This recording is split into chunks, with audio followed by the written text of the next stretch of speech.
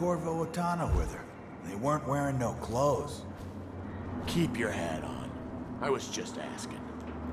Just because you're in charge of the gate, don't mean the rest of them idiots. Yeah? Well, since you're such a genius, it ought to be real easy to see who it was. So go check it out. Fine. I don't know why you're worried about nothing. Hey Rax, hey Direct D. Hello Walker.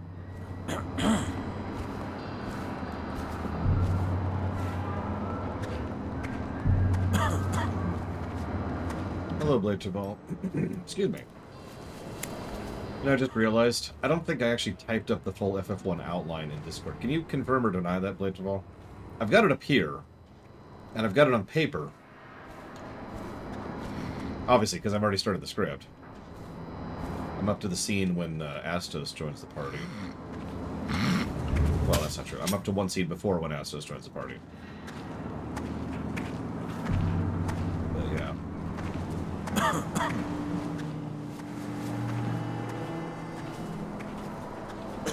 Evan Falkenstein. Hello, Yada. Hello, Zach Taft.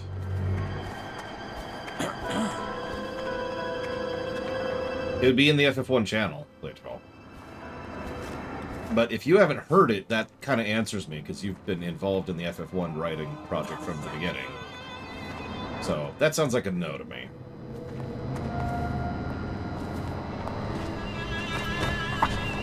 Picked up anything good? Blow off, Chopper!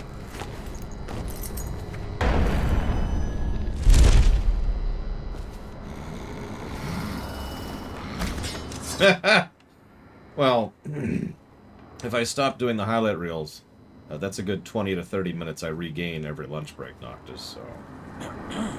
that would be the answer.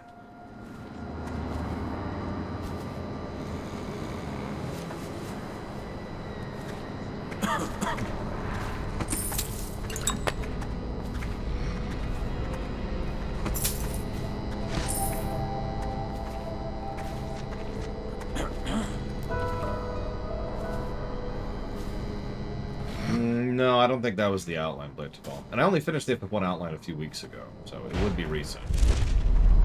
Okay. I will make an effort to try and type that up in the FF1 channel so people can look over it. Like, I'm pretty happy with it, but I always like to have a couple extra eyes on it. What the fuck are you looking at? Psh.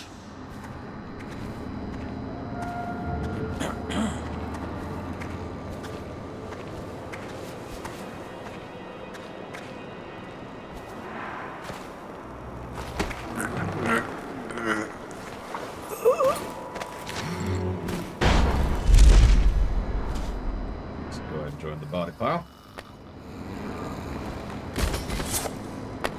Yeah, I know you saw the idea for why Sis and I decided to go the way with Astos that we did. What really frustrates me is I can literally picture how the game design would go. Of course, I have no capacity to do that, even if I had the legal, the legal right to do that. Damn it, we can make it so good! Like, I'm really excited about the recruit mechanic in FF2. And the job swapping in FF3.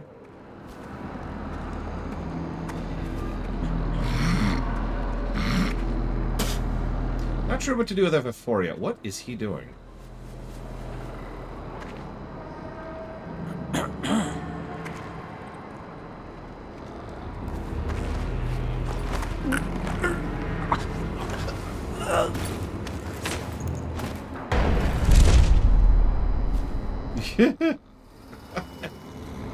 Here you go, buddy.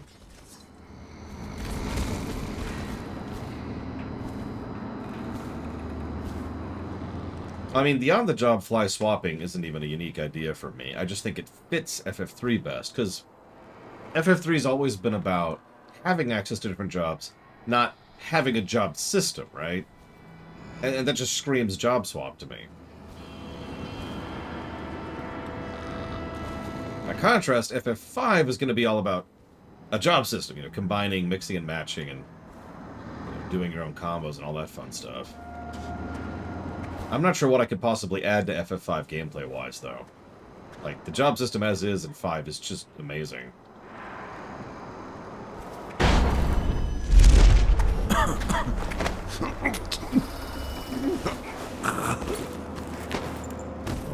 Pile.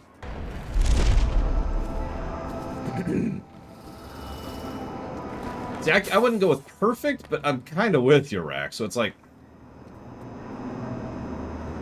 I do think several aspects of the ATB system and the HUD, probably some specifics about some itemization could be polished a little bit.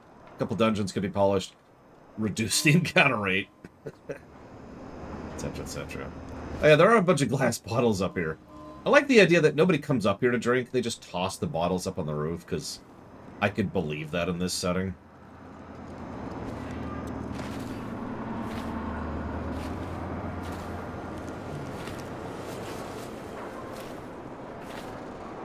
What are those, Blatavo?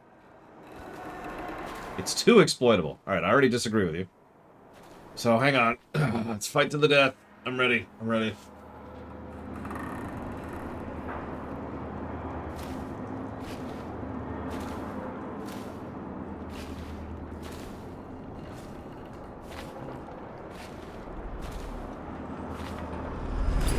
Let me posit a challenge to you, Rex. So you probably haven't seen me talk about this, but one of the things I've been mentally thinking of is how each game's gameplay functions. And I don't mean like a job system or materia or whatever. I mean the core combat.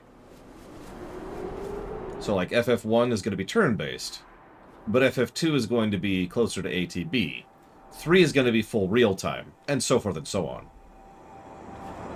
So which vehicle of gameplay, of combat, excuse me, specifically, do you think the FF5 job system would best suit?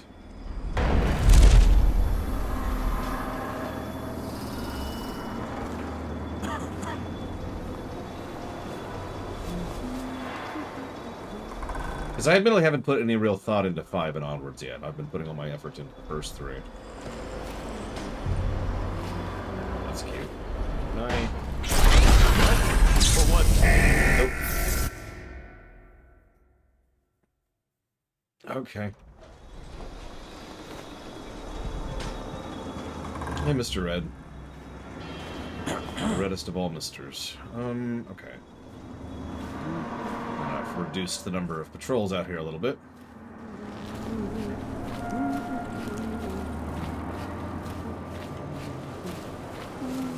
Hello? I'm walking out openly without my sword out.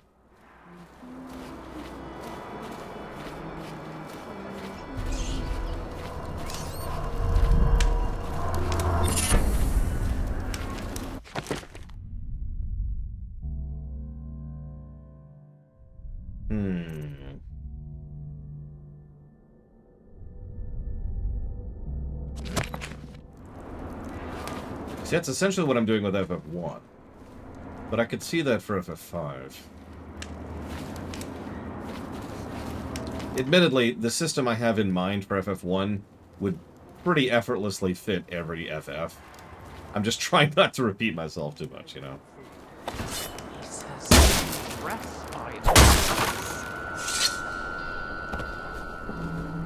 I told her to keep the children inside. I told her.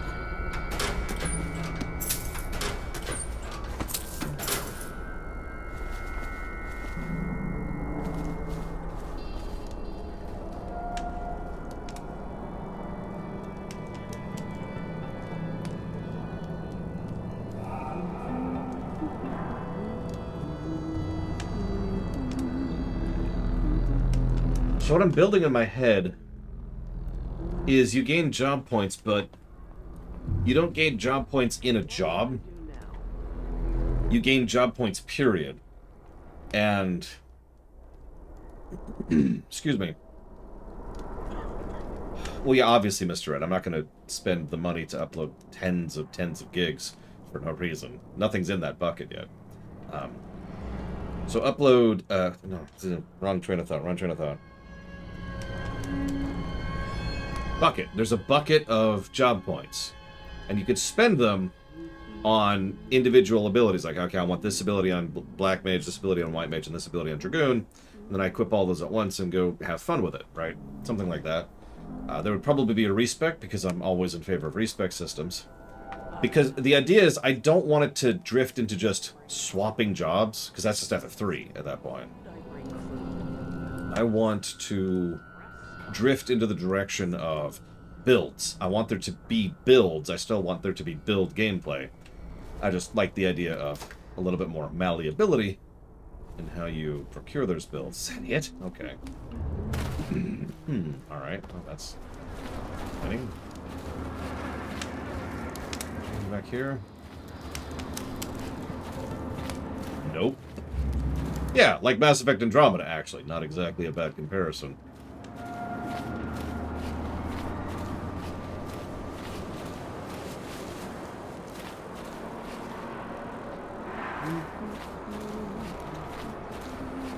Well, I mean, if I'm designing a game, any game, there's probably going to be at least some kind of cosmetics. So, hear me out. One of the random thoughts I had is, and this is so stupid, but imagine if you grab a couple abilities from Dragoon. Cool. But what if you max out Dragoon? Well, obviously you get that innate benefit, but you also gain a couple of Dragoon pieces or Dragoon gear that you can add to the Freelancer class. Okay, I don't know how else to go at this point. So, hey! Actually, hang on, let me try one other thing, then I'll give up.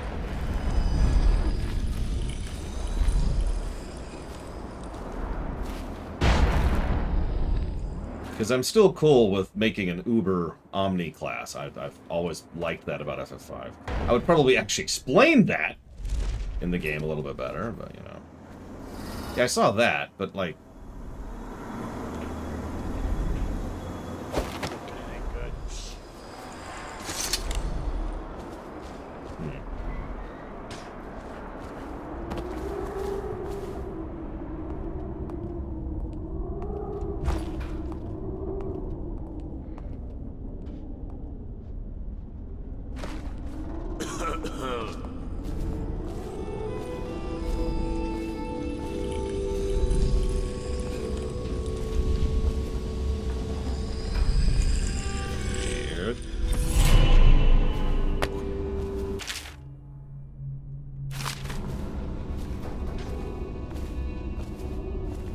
Probably Zactap. That is a very common trend nowadays, which sucks.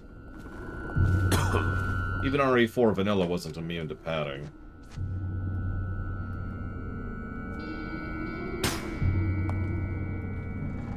I think you mentioned that already, Blade Duval. Which... I admittedly don't like as much as Mighty, I'm not gonna lie. But if we could have both, well, that would be awesome. Like, you unlock pieces of Dragoon, but also you can choke this guy. I mean, you can have your, you know, mega appearance.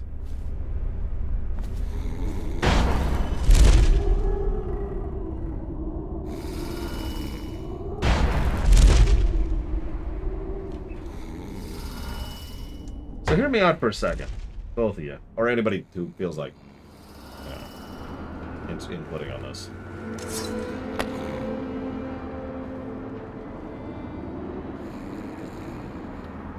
What if we designed FF5 in the format of a squad-based RTS?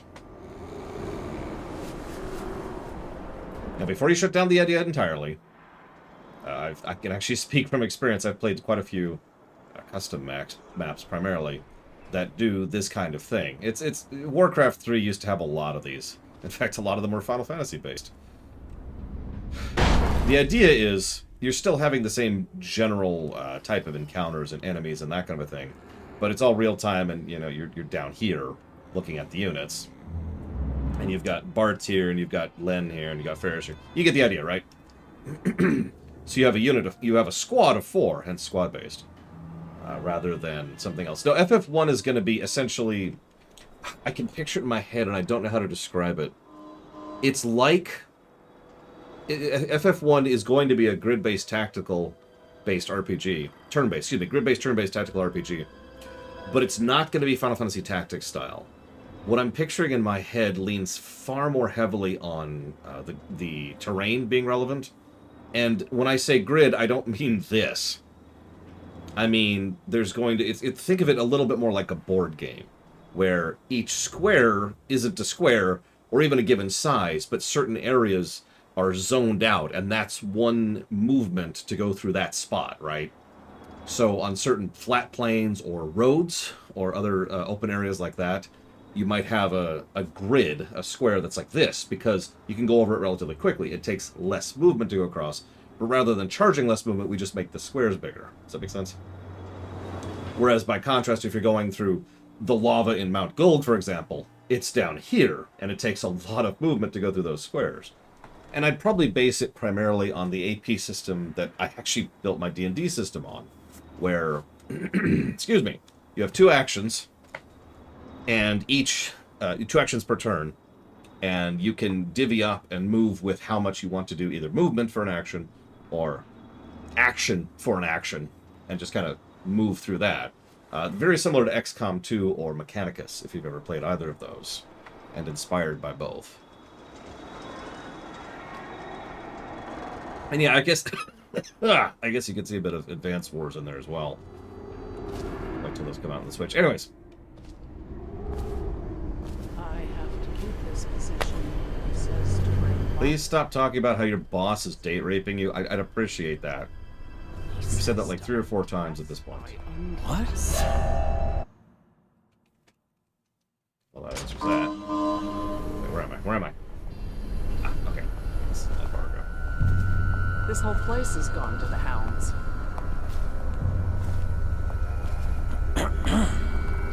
The big thing, though, with FF1 that I want to emphasize is, while it is turn-based and while it is grid-based, terrain is something I want to spend most of the development time on, right? No random encounters. Every encounter will be a manually crafted encounter. And every one of them, I want to put a lot of time and effort into the battlefield that's being fought over.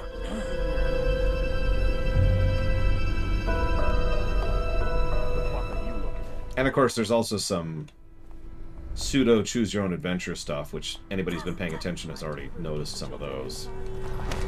Like whether or not you decide to actually do the challenge mode and help the White Mage's party succeed at going through Mount Gulg before the main party even gets there. That's something you could do.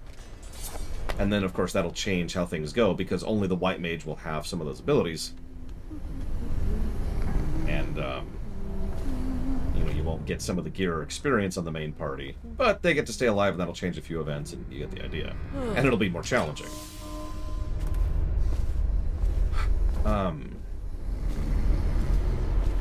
Okay, you just cuddle this, okay?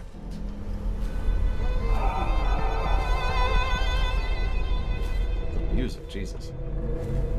I told her to keep the children inside. I told her. I suppose that depends on what you define as truly random, Plutonia? What? Like, how random are we thinking when it comes to truly random? Because there's a gradient there. Please don't turn around. Thank you. Sorry about this. Take a nap.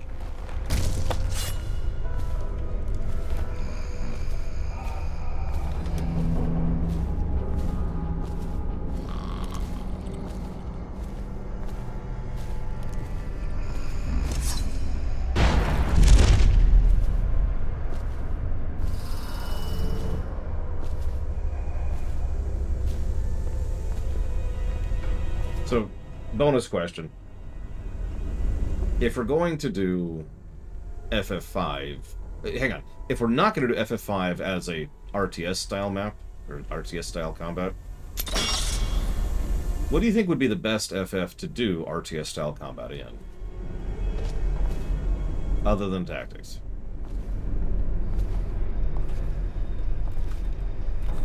Picked up anything good? 8.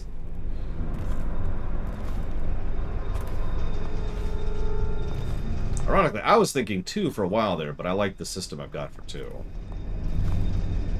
Since you'll be leading, you know, an army in almost every battle in 2. I'm not gonna go for that.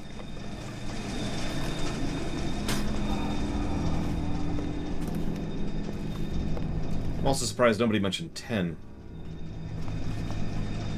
one where you actually have a reasonably sized party. Come on, let's get this guy. Hmm. 8. What I did? God, I haven't even thought about 8 yet, combat-wise. Ironically, I would probably not change 12. 12 just being the MMO style kind of works. I have to keep this position. He says to bring a bottle, I bring a bottle. He says to bring food, I bring food. He says to undress, I undress.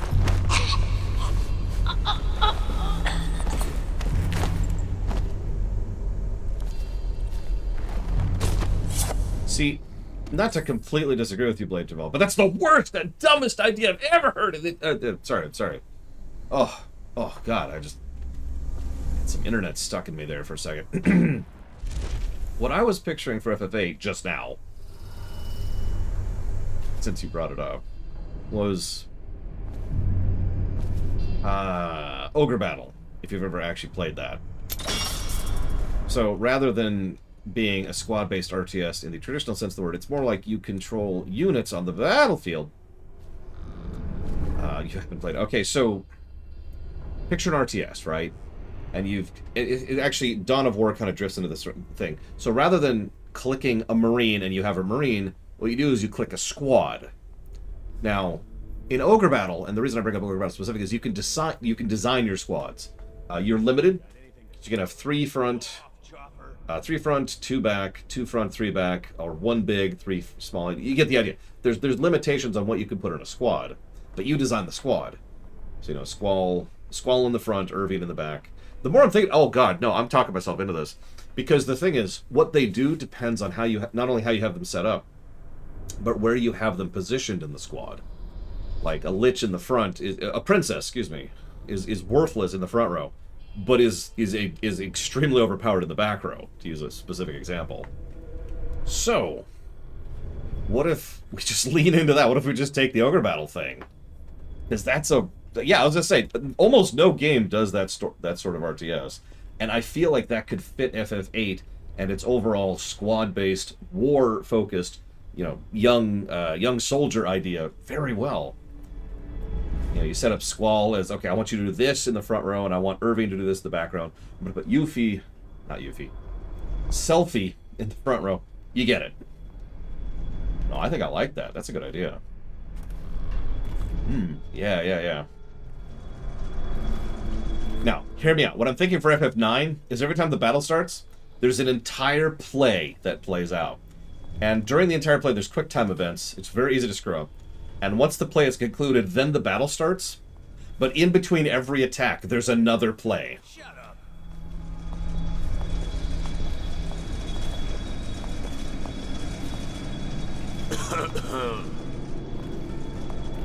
Sorry, I'm just joking. I do like that FF8 idea, though. That's a really cool idea. Yeah, lots of dramatic pauses. I'm gonna attack you now. Behold! Come on. Guy in the background. Shut up! I'm just trying to... Okay, fine. No more levity. I haven't thought about 9 at all. I don't know what I would do for 9.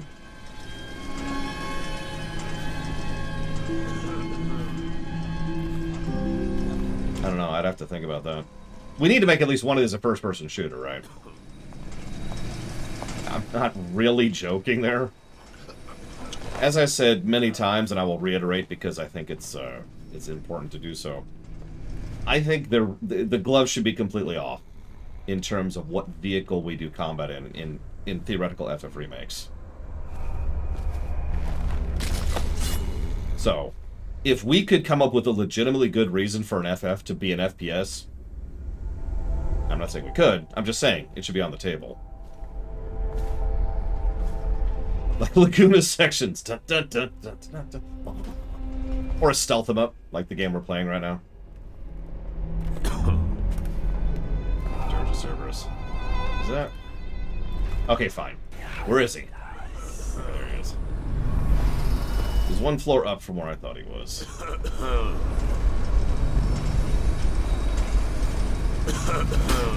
time to go get him. Looking that way. What? wasn't what I wanted to happen, but that's okay. We'll make it work. We'll make it work.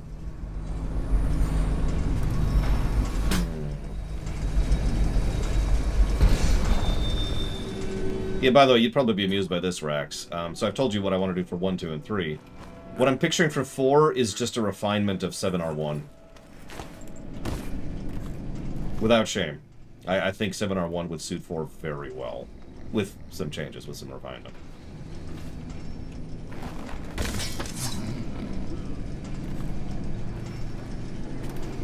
And of course, given where we're going with the story in 4, Cecil, like in Dissidia, will be able to swap back and forth between Paladin and Dark Knight for rather substantially different playstyles. I could too, Rax. In fact, my first thought for FF1 was that. And as I mentioned earlier, I decided I was going to go ahead and try not to lean too much into just one system, because it's really easy to do for a couple of them. Like the turn-based thing, the ATB thing, and the FF7R1 system, all of those just fit most of the FFs like glue. Let's get a peek here. Yeah, that's what I thought. So we're going to go ahead and snoop.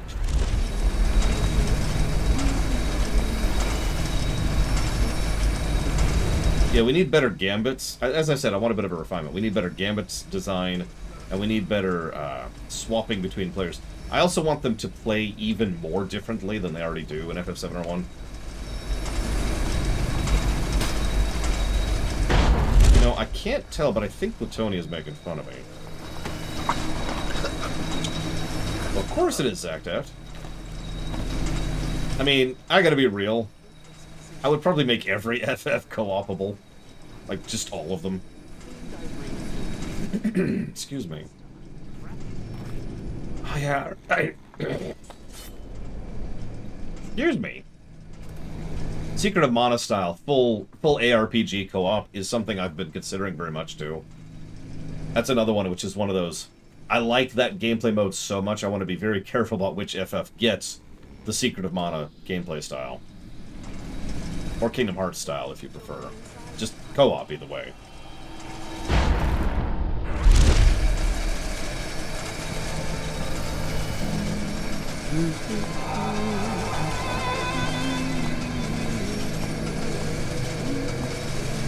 Listen, just because they went to space, Zactaft, doesn't mean they're superheroes. Oh my god. They drove to space. In a car. God, that series. Hey, Spartan. Yeah, we're actually on the final DLC. We will probably beat this today.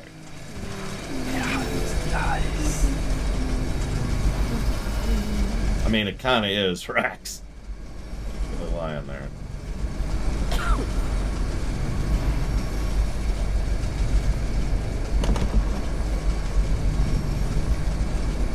Listen, Kira. I have to keep this position. Please stop talking about that. He says to bring food, I bring food. He says to undress, I undress. Go to sleep. And she goes to sleep. What do you know?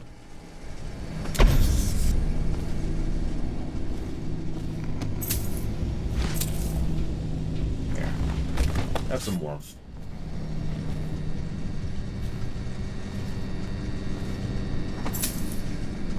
Yeah, but it was a car, Zactaft. Car in space. Anyways.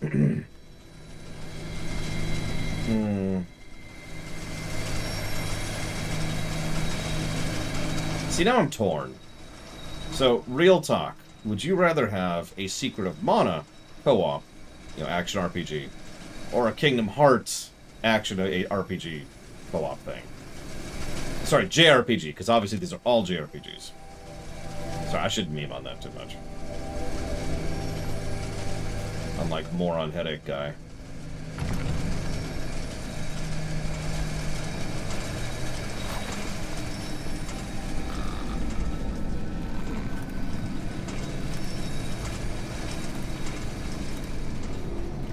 What's the difference?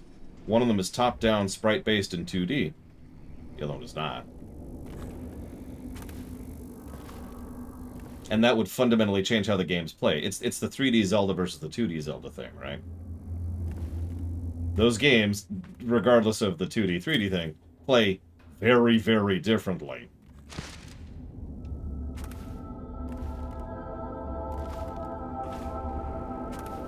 Oh my god, a Zelda Final Fantasy.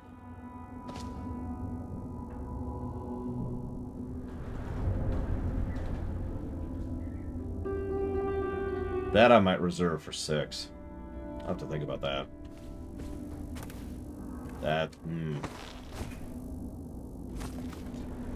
Good question, actually, Blade Jabal.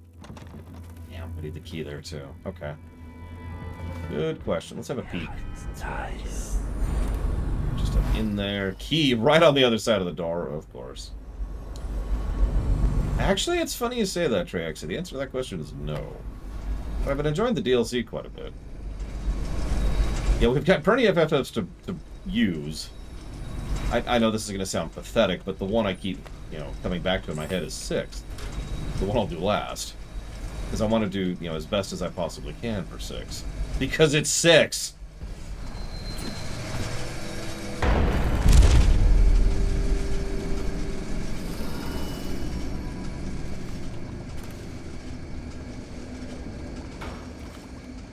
Oh.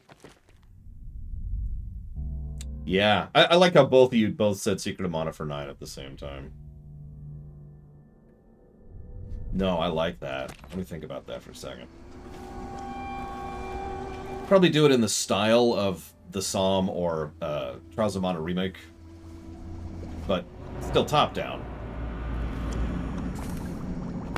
Still keeping that style of gameplay.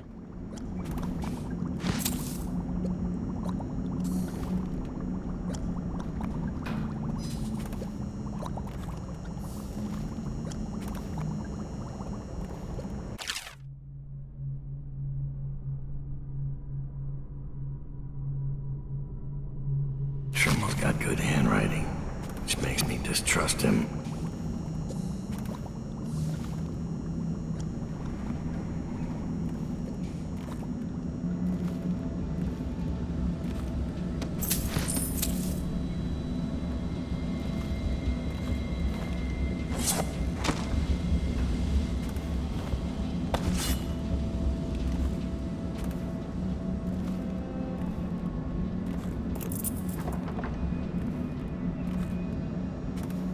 Trying to think of a way to creatively use the gems system in 9 and like the weapons alternate leveling system with like a Psalm style combat.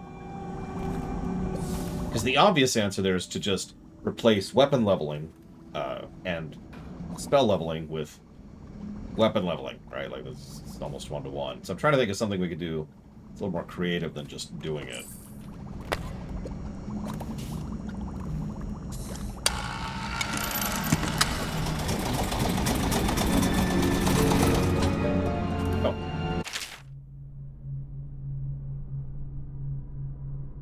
Ew.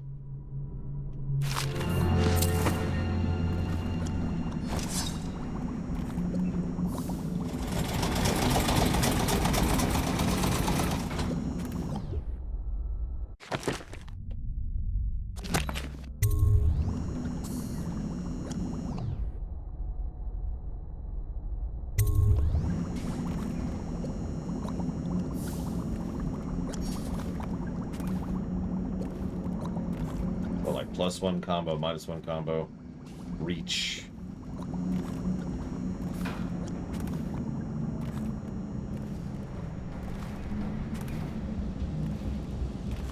As you play as Freya, there's you jump and there's like a circle that indicates where you're gonna land, and you like move yourself around to decide where you're gonna land.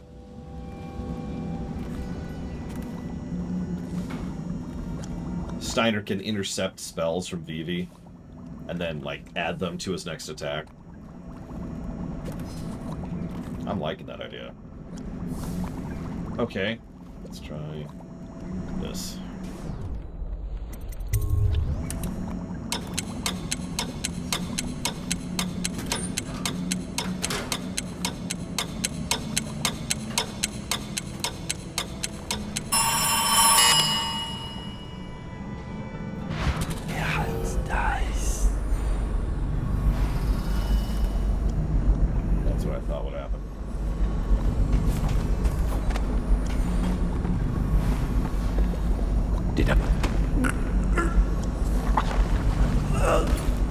Yeah, exactly, Rex. I sort of figured that would summon him. I'll accept that. Oh! Please. Hello, dear sister. Is that the rain I'm hearing? Oh my goodness.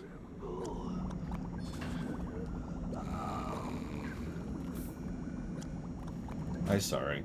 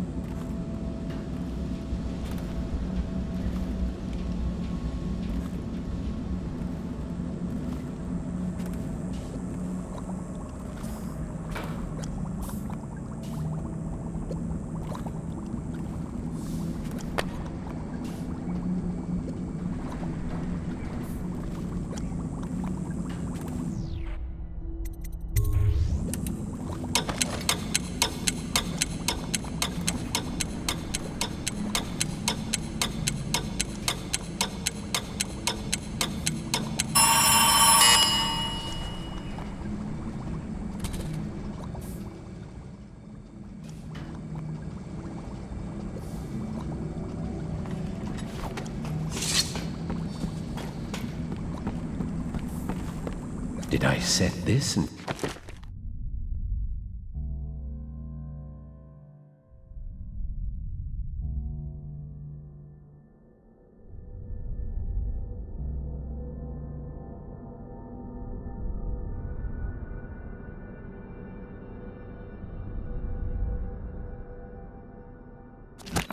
Dowd, today is only getting stranger. Since I saw you coming, I'll assume you're here to talk business. I'll take you to the geyser.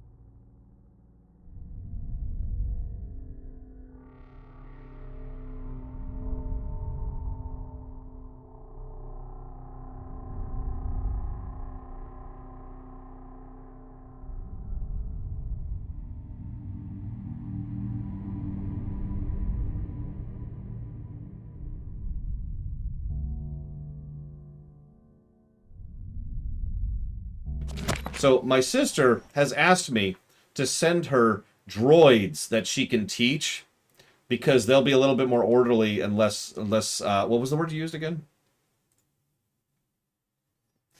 Nuts than her existing students. Excuse me, absolutely completely bonkers is her new terminology for this. So I think we're gonna go ahead and that's gonna be our new project. We're gonna go ahead and build a bunch of droids and send them to her. 10-year-old droids. They need to look like 10-year-olds, or do they need to be 10-year-olds? Because if they need to be 10-year-olds, I need to get the time travel device working too. Go back a decade. Okay, so 0-year-olds. We can do 0-year-olds. I got that. I can do that.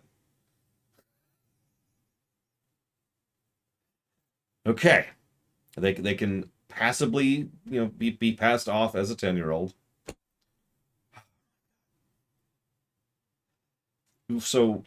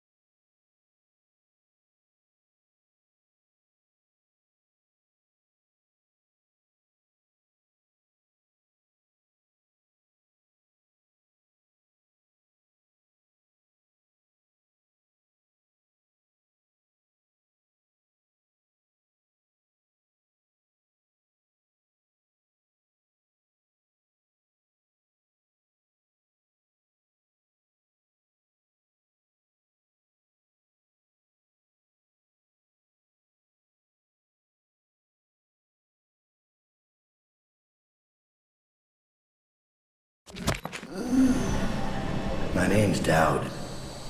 I'm looking for Lizzie Stride's missing engine coil. I'm giving you a chance to make a deal. Yes, sir.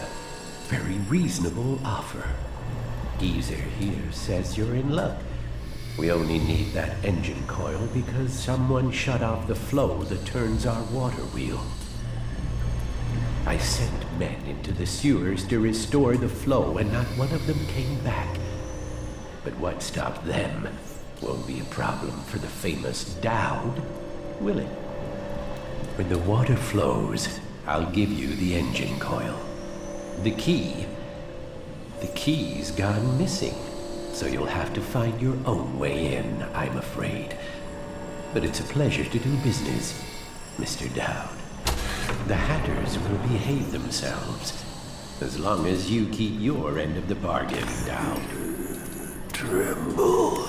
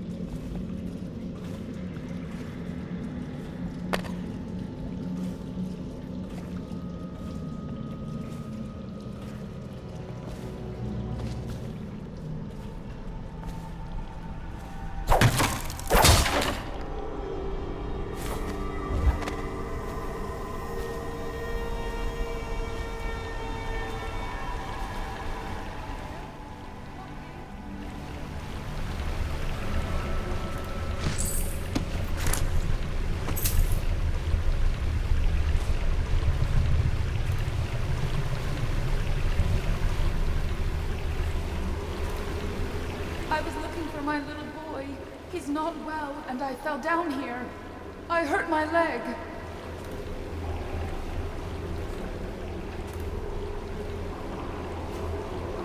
I hear things.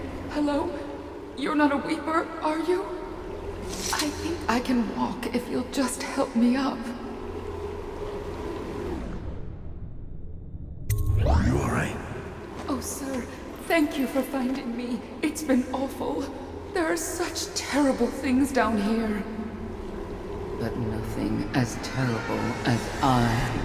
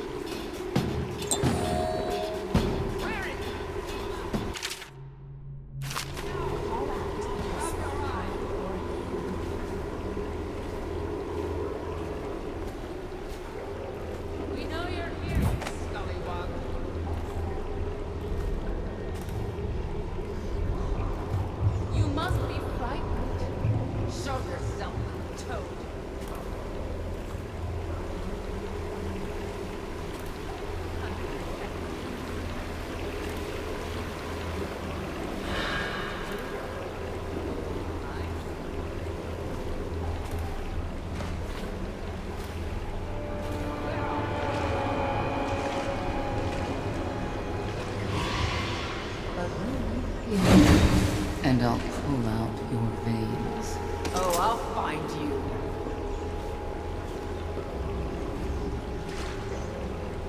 You're going to suffer when I find you.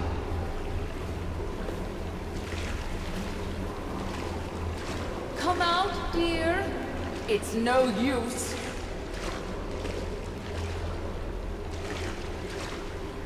Shh. Someone's coming. You must be frightened. Come, little toad. Sisters, help me.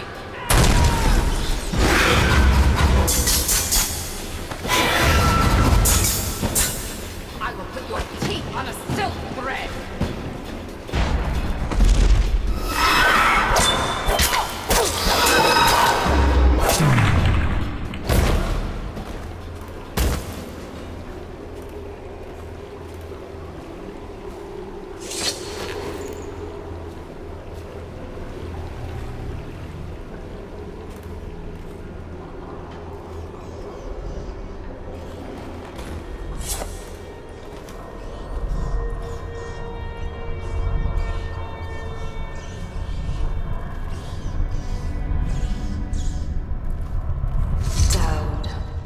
Lurk told me you wouldn't give up, even as she knelt before me and gave me all your secrets. I know what you're doing, Dowd. I know what that mark on your hand is, just like the one on mine. I know everything you can do, and it won't matter. 4 of us chosen, but history will only remember one. Delilah. If they remember any of us.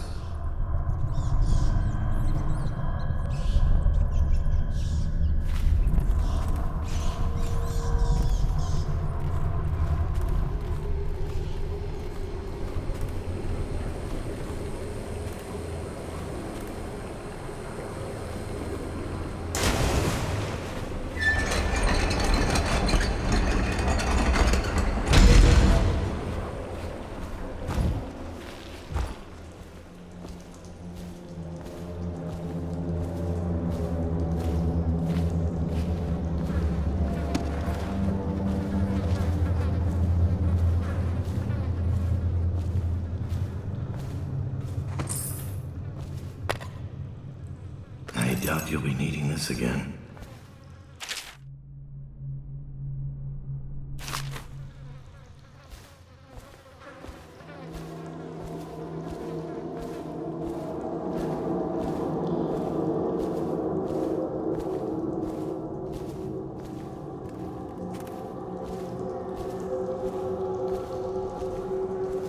Alright, everyone in chat. Your job, you're a teacher now. Congratulations. And it is your job No, you can't. No, I'm not taking your resignation. No. Okay, so your job is to figure out how to teach a young child how to sit quietly, a 10-year-old, to sit quietly and do their job. How do?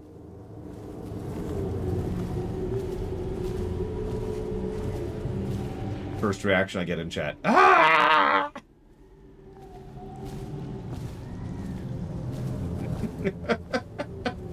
I'm not getting any good answers here. The emergency knife. Okay, hang on. I gotta explain that one because that's not what you think. The emergency knife. But it's not for the kids. It's for them. So in one of the games I've played recently, 2 of them actually. Excuse me. You can walk back to your base, or you can hit like quit and you just immediately restart, right? Like go to the beginning of the level. So we kind of made a joke of it that we always had the emergency knife on us. So it's like, oh, I need to go back to the beginning of the level. Okay, there we go. Back at the beginning of the level. So it kind of turned into a meme. So, okay, I'm in charge of the kids. Emergency knife! Okay, I'm back. Not a teacher now. She's afraid of us. When the change comes, she'll only want the weaker sisters nearby. That makes no sense. Our power flows from Delilah. Without her, we'd be reduced to dancing under the moon and parlor tricks. You must be wrong. Why else would she put us here, right in his path? I wish he'd hurry up and come already.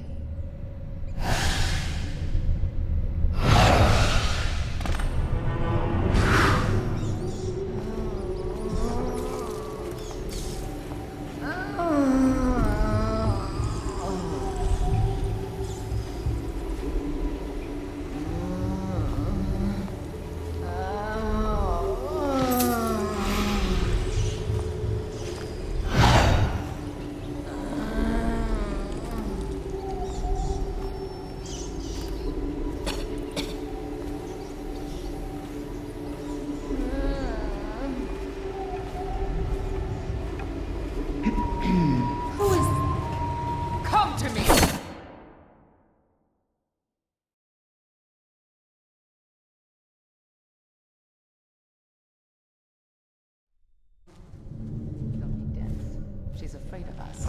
When the change comes, she'll only want the weaker sisters nearby. That makes no sense. Our power flows from Delilah. Without her, we'd be reduced to dancing under the moon and parlor tricks. You must be wrong. Why else would she put us here, right in his path? I wish he'd hurry up and come already.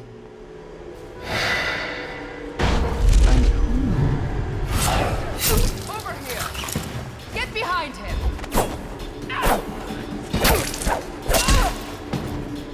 Fall and die!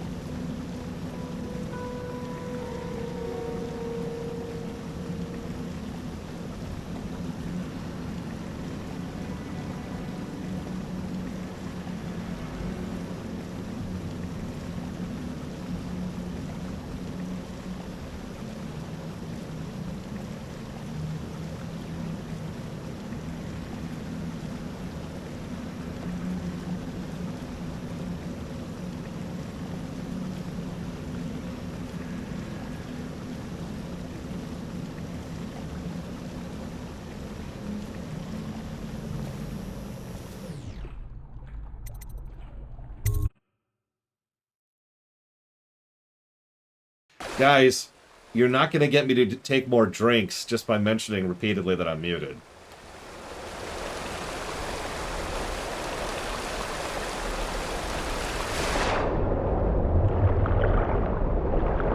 What were you looking at? Blow off.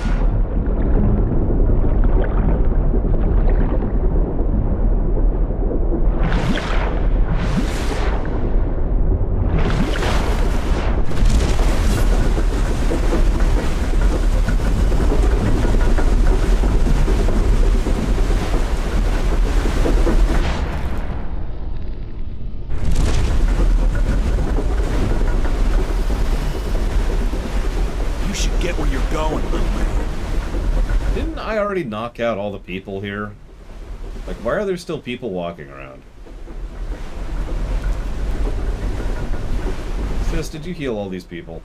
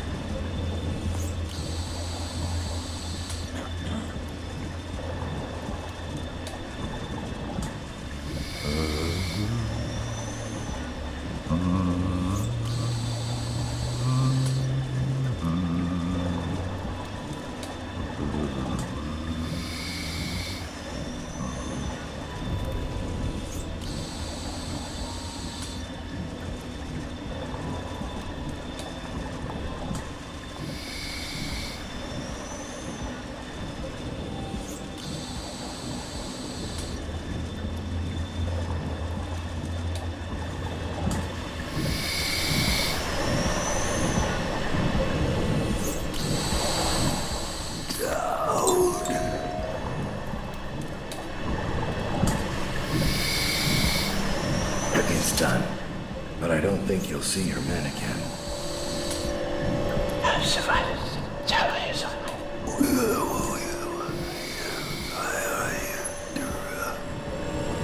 Caesar says a deal's a deal. The code is 408.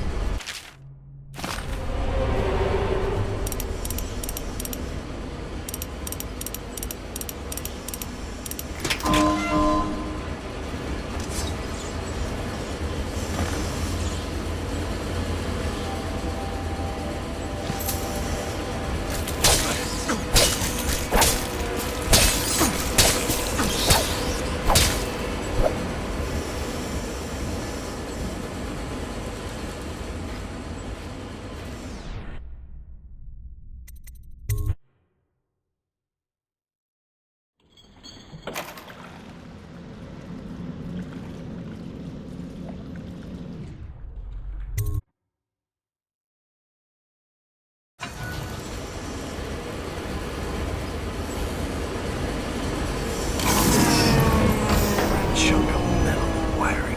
If this gets me closer to Delilah's throat, so be it.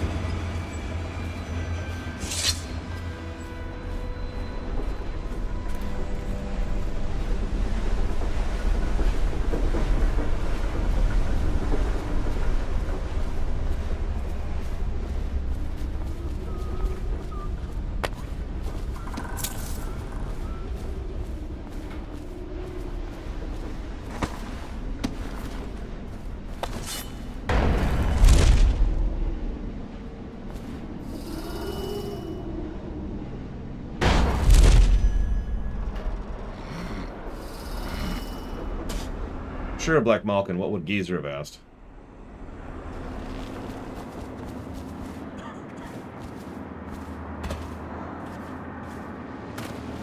Sis is saying I should kill everyone now that I've done this peacefully. He wants to die.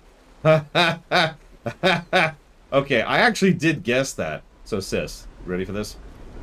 So I dealt with this peacefully, but I dealt with it by doing the deal with the gang leader's physician.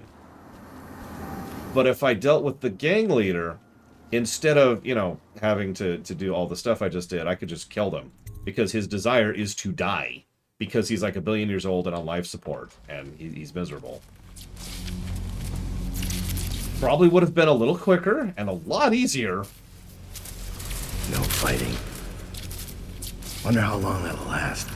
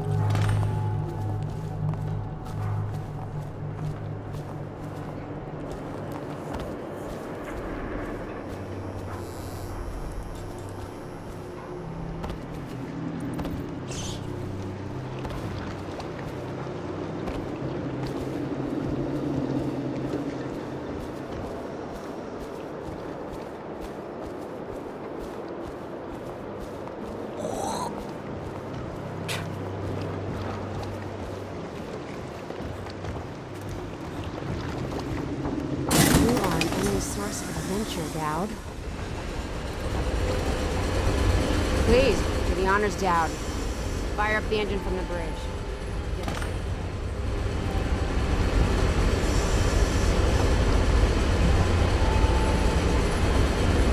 Okay, that can't be right.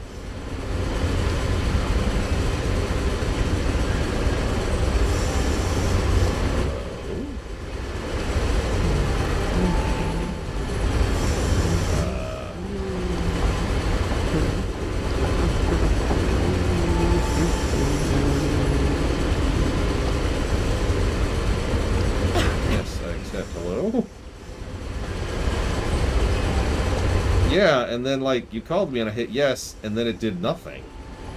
And I double-checked and I was just not here, and I'm like, ugh. Very strange. Dark Tide's already on sale, everybody. Also, Midnight Suns. That's strange. You know. I think Sis just wanted to hang up on me. I think that's what that was.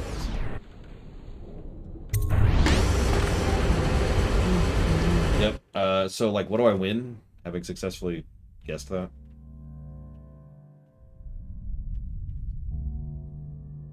Oh my god, I love dinosaurs. What kind of dinosaur do I get?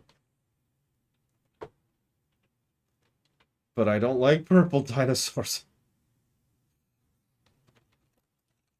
Okay, we get a pink dinosaur. Everyone, what type of dinosaur should we pick? Has to be pink. Dead Gills.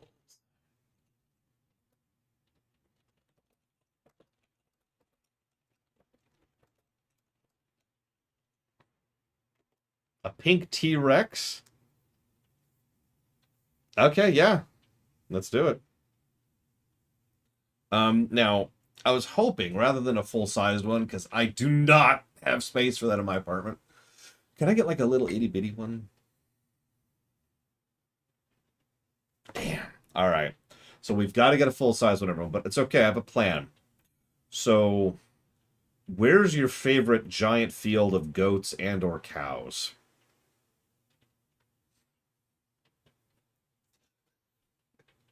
And we'll just deliver the T-Rex there. She can enjoy the grazing.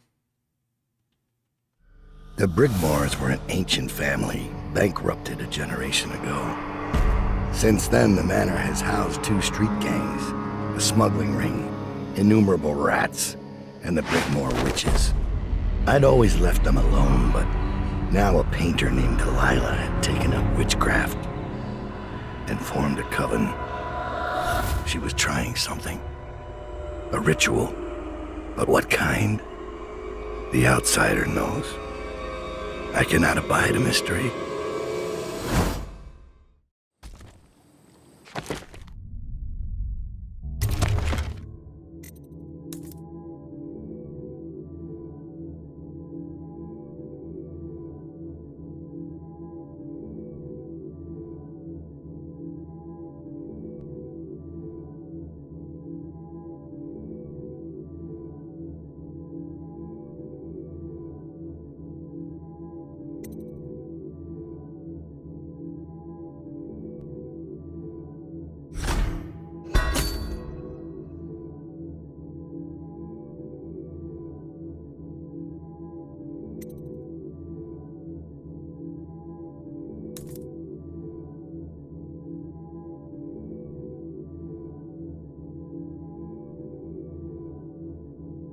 Okay, so Huthor, hear me out. So, Congress meeting, very boring, very dry, droll, and everyone's in attendance.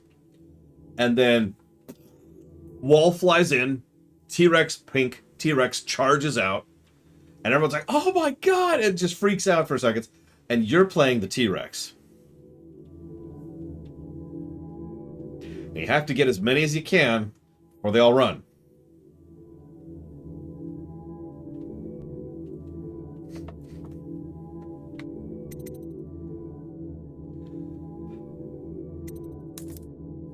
I think people approve of this idea, sis.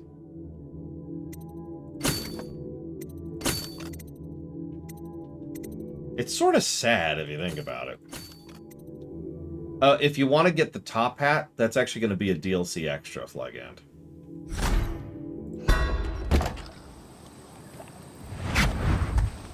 I scouted, sir. They've locked the front, and I've seen evidence of snares. Also, maybe it's nothing, but I spotted several statues of the woman Delilah. I don't know what it means, but I thought it was worth mentioning. It means trouble. Anything else? They're getting in and out of the house somehow, but I haven't spotted it. Sorry, sir. Best I can do. Good enough. I'll take it from here.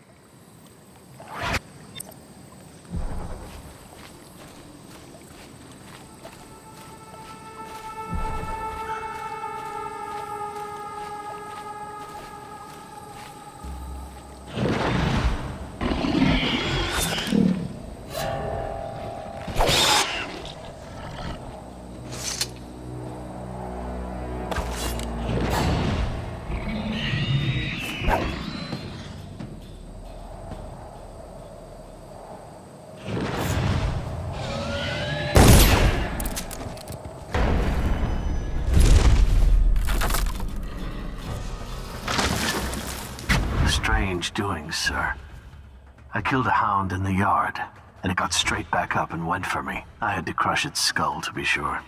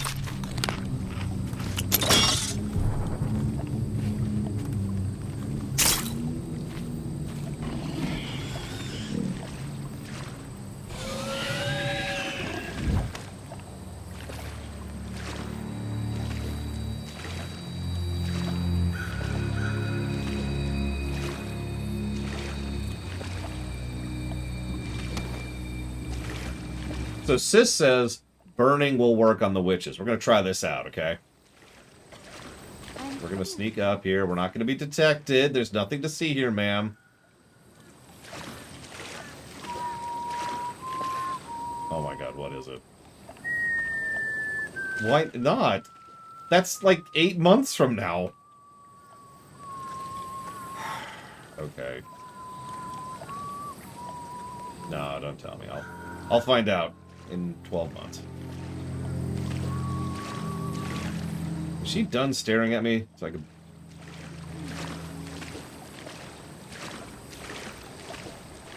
Will you join us for a swim later? Oh my god. There's little chance of that. Okay, gonna try fire! It worked! Over here. Oh god, there's a bunch of other ones. There's more. Oh my god! Oh my god. Okay. Okay, everything's fine. Infinitely regenerating skeleton dogs. It's cool, it's cool. Fine.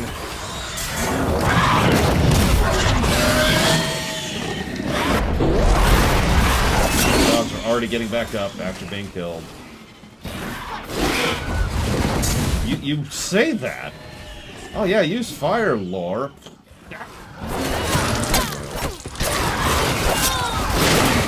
He's dead. Oh my god, she's summoning more dogs. You...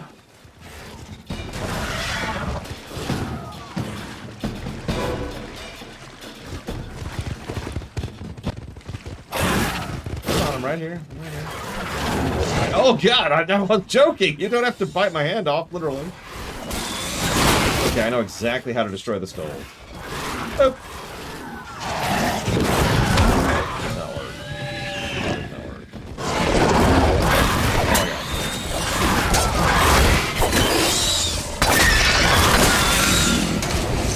Take two. There we go. See? Wow, that... Oh my god.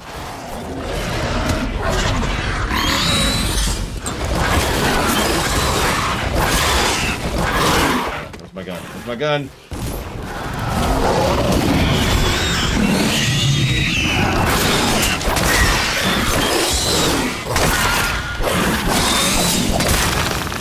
Okay.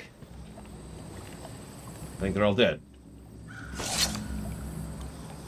How's your day going?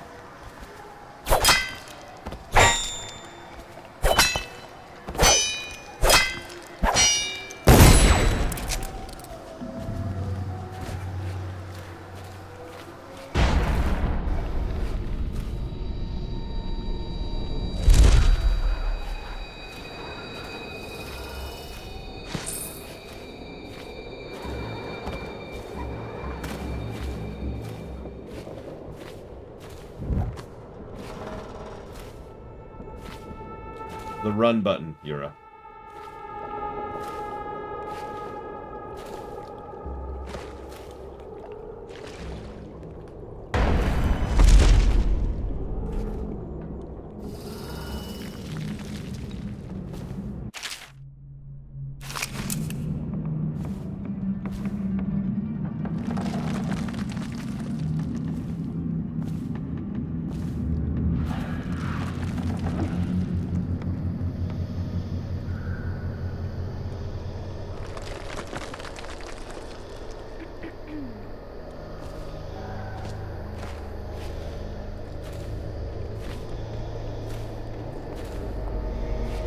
What might we...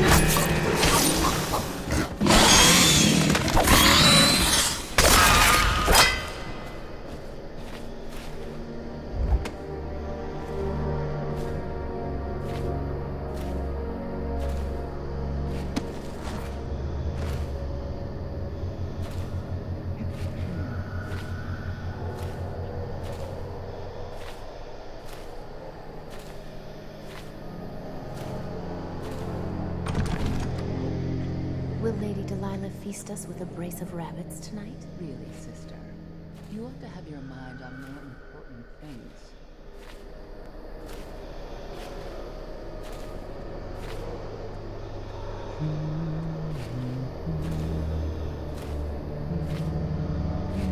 One of my dear sisters has wandered away from me. Who is that? Spy. Well, aren't you sneaky?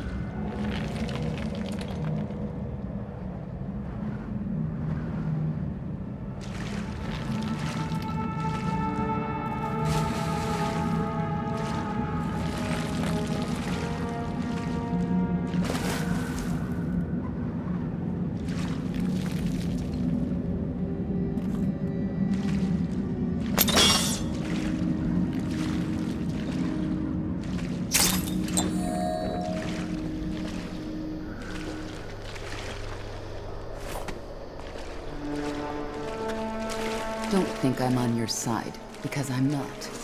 If you raise a hand to any of my sisters but Delilah, you'll answer to me. Understood. What have you got?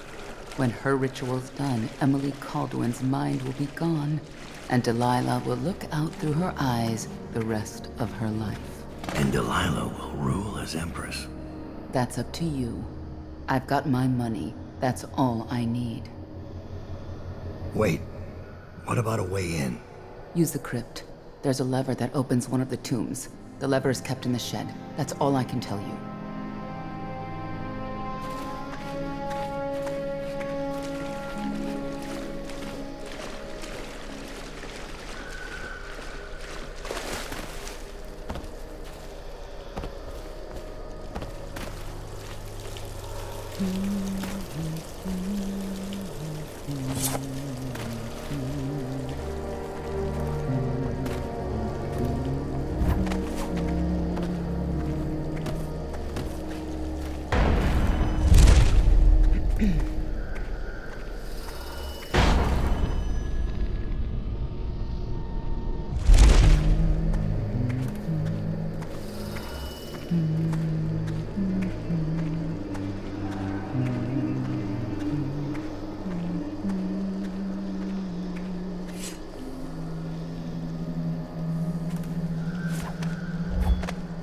Come out, dear. It's no use.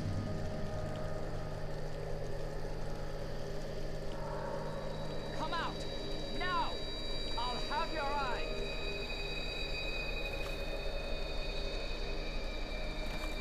Come out. Now.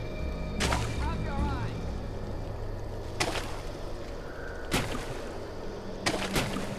You must be frightened. Show yourself a toad.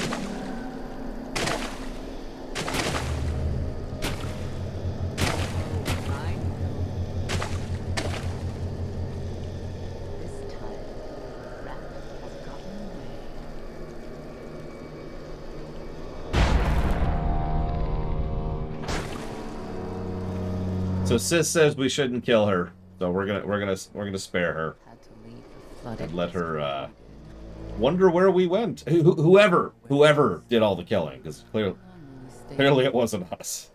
How long?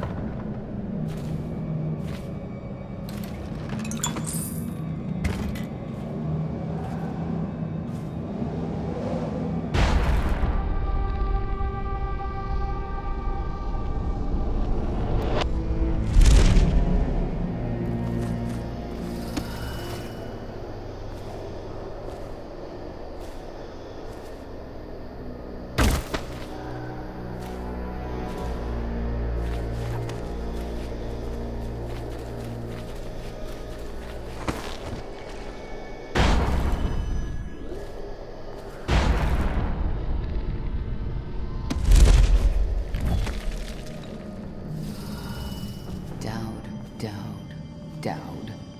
I grow sick of this assassin.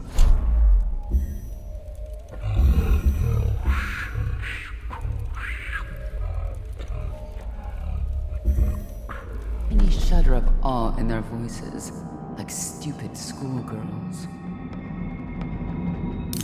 Don't worry, love. The hounds will warn us.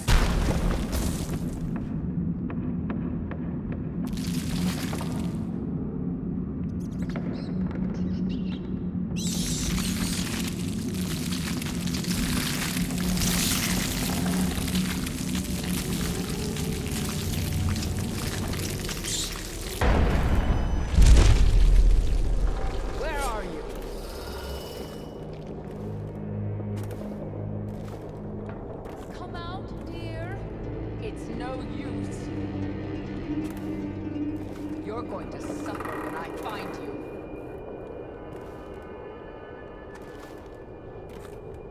Oh, I know. Now there you are! Help me! A stranger is among us! Your blood will make up. Someone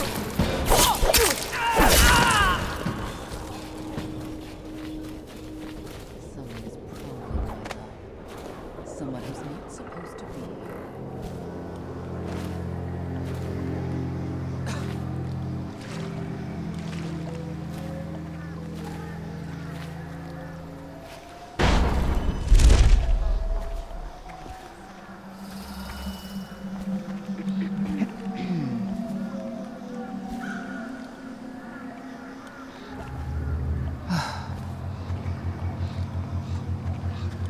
It's only right your sisters has wandered away. My sister had no need of such a thing. It was rightfully mine.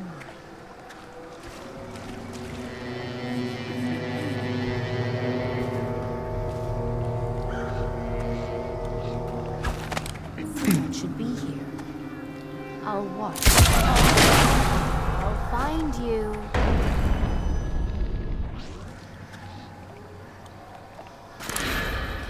Here you are. Bleed for us.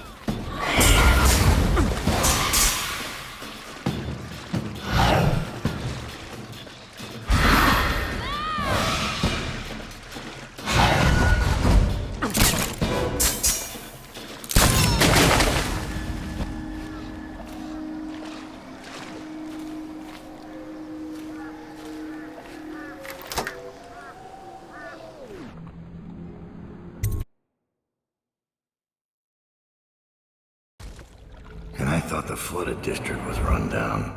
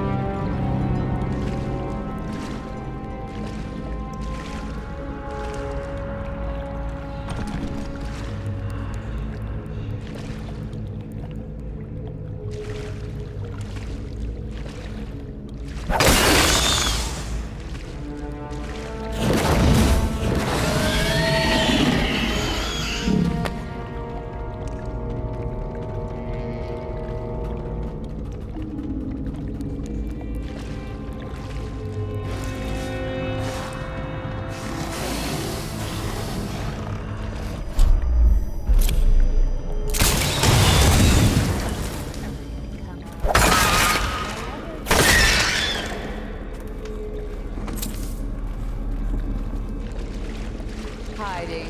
Use some tricks on me again.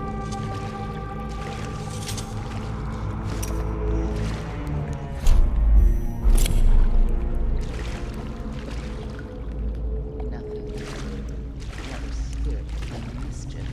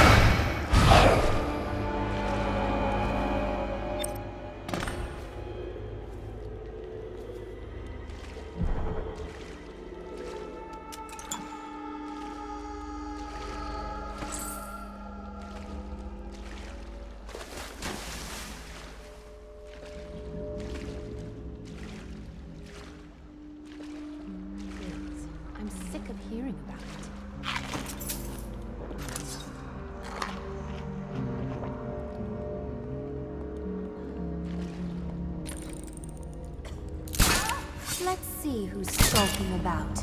Your bones will be ashes. Help me!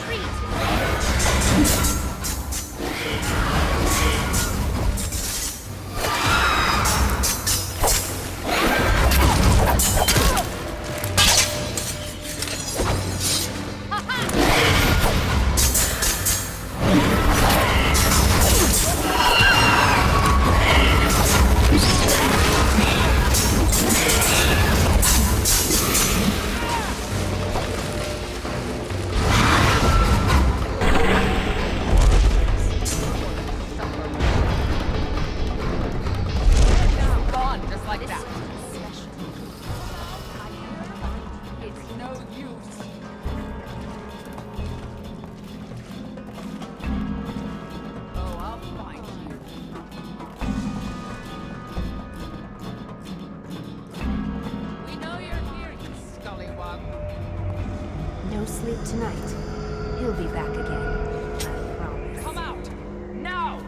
I'll have your eyes! On my court here. You're not so clever. Come out and play with us.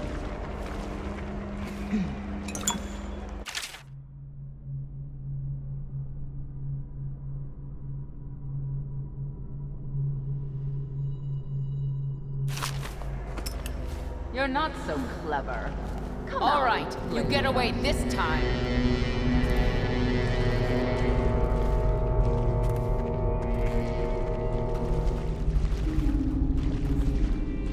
Watch for his shadow. Listen for the heels of his boots. He is here, I tell you. Where can I find the heart of a blood ox now followed upon Mercer?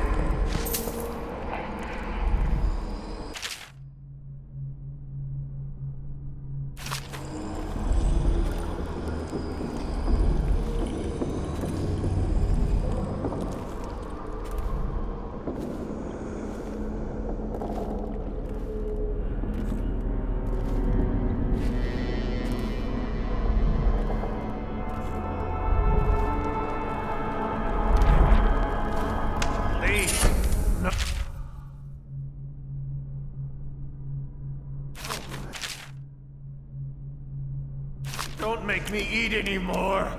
I can't. Brother Marcus, I denounce the Abbey. Wandering gaze, lying tongue, restless hands, roving feet, rabbit. The 7 strictures are 7 lies. The High Overseer is the whelp of a wolfhound bitch. The 7 strictures are 7 lies. 7 lies. 7 lies.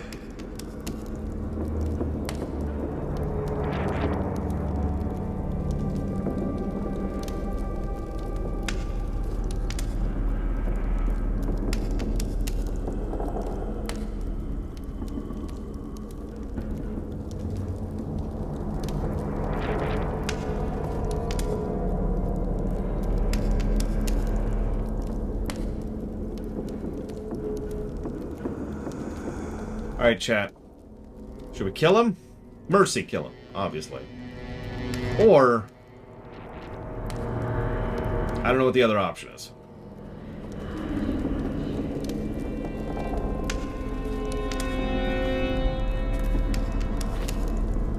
One of my viewers says I should just set the world on fire. Well, okay. Flunk.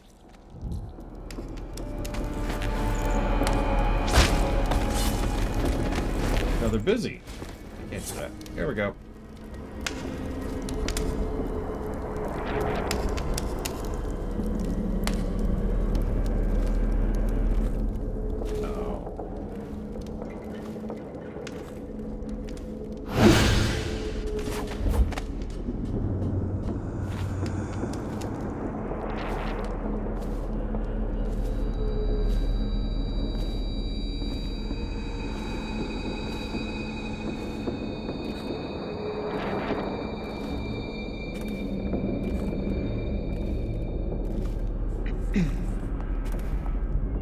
You!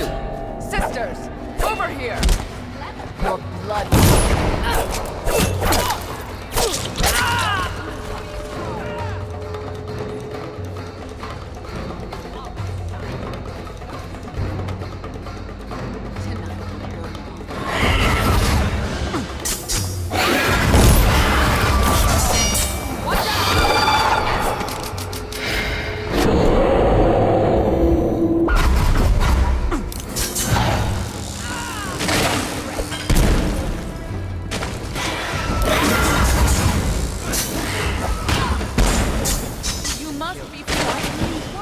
Show yourself, little toad. Sisters, help me! Where is he? Look underneath everything.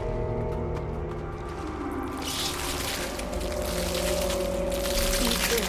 I must make sure.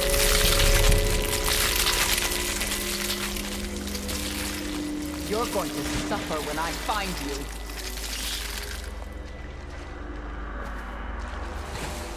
Look underneath everything.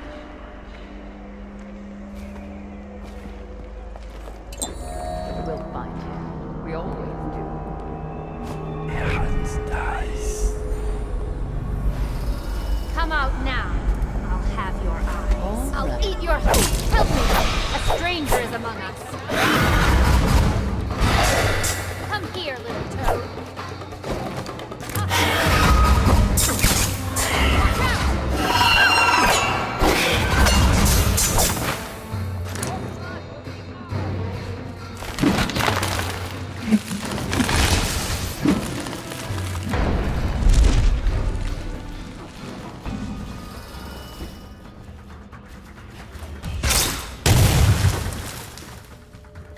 Be thorough.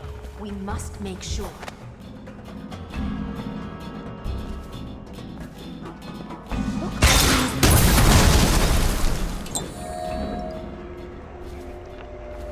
Where are you?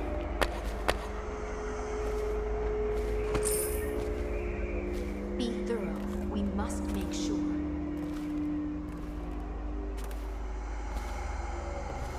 Look underneath everything.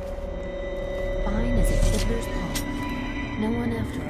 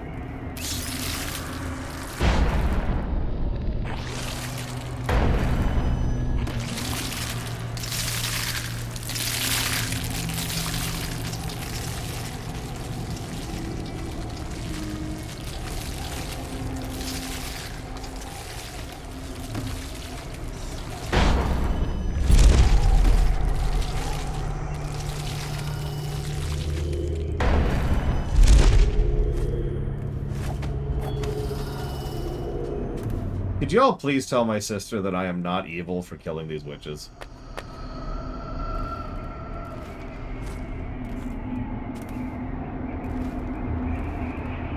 Okay, Flagan says, you are evil. Jay Palmer says, Laura's not evil. Okay, see? Mockingbird says, I'm evil, but not for killing these witches. You know what? I'll accept that one. Evo says Laura's evil. Evo says hi, by the way. He says hi. Black Malkin says, you're merciful.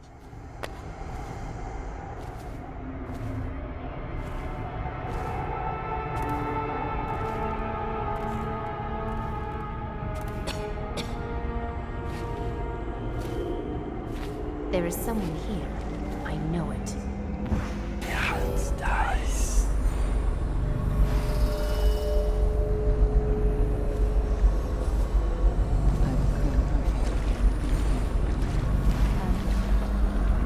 Another.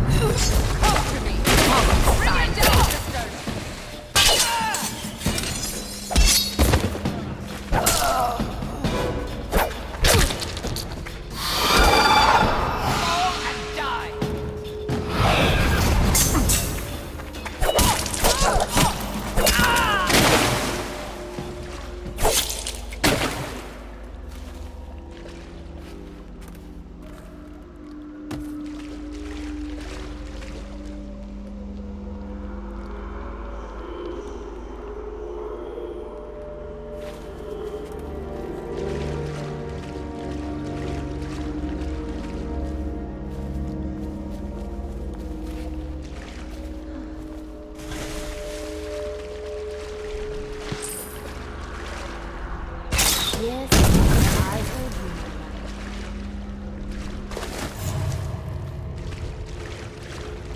Hiding.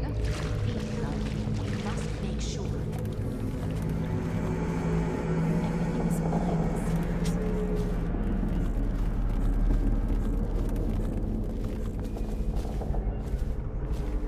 Hans dies.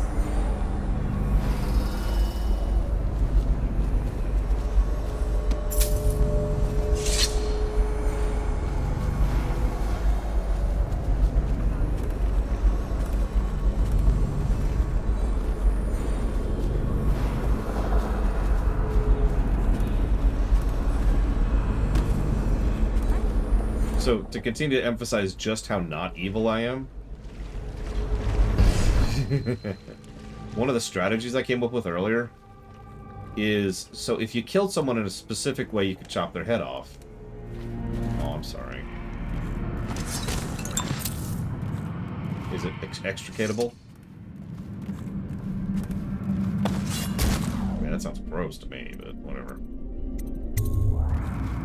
Anyway, so if you kill someone in a very particular manner, you can procure their body parts. And, of course, the important one is their head. So if you slice their head off, you can then carry around their head, which I'm currently doing, actually. Now, hang on. This isn't particularly evil. This is nothing.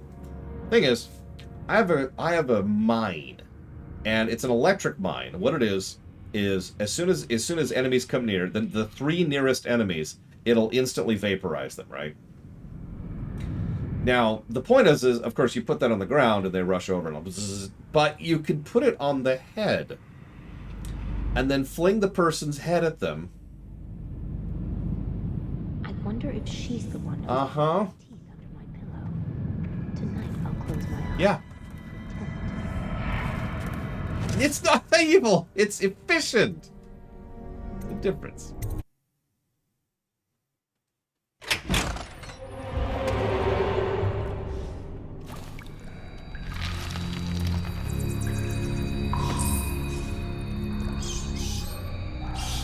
Look, it was very effective at killing people very quickly earlier. Like a group of people too. They didn't know what was hitting them. Go away, rats. What?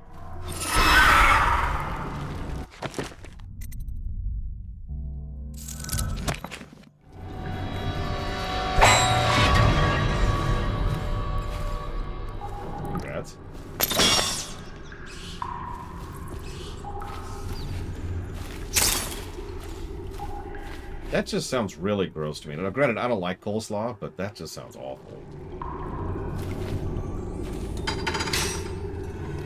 Like, that was a barbecue sandwich, right?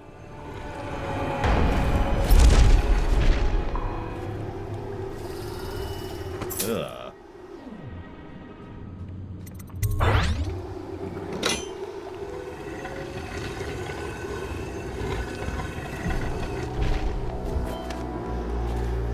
Yeah, that's... Yeah, I'm with you on that one, sis. Ugh. Any y'all in chat, you like coleslaw and your barbecue sandwiches? We're not friends anymore.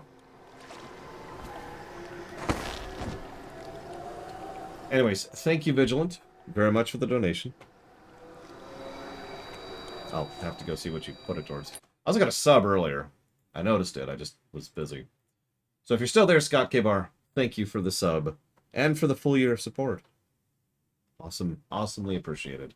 Thank you. And I'll put that towards Dragon Quest V.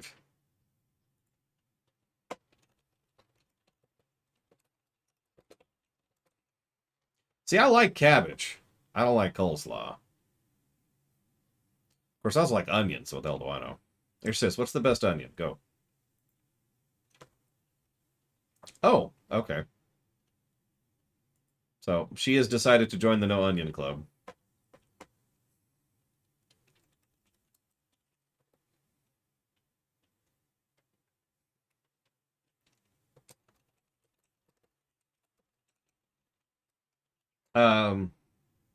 We actually already gave that Vigilant. It's positive number 10. It's actually the only voice acting and character positive I gave this game. But I stand by it for probably the same reason you suggested it. Blooming onion. Oh, I haven't had an onion bloom in a long time. Either way, thank you. They are very bad for you, but they taste so good. And I will put that towards Human Revolution. Thank you again, Vigilant. I do like a good caramelized onion. Oh, sorry. Yeah, it's the adrenaline one, Black Malkin. Pretty sure. Let me double check that. Yeah, killing rats gives you adrenaline. That's the one. Flag End, I am not evil. What do I have to do to convince people I'm not evil?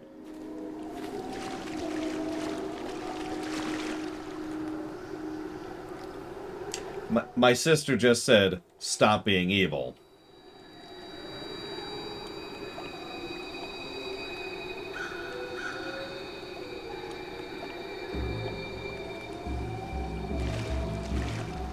Look, I take care of an adorable baby every week. I think that gets me some not evil points.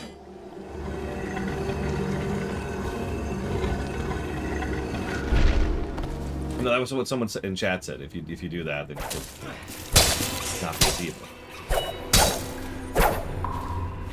So that counts, right?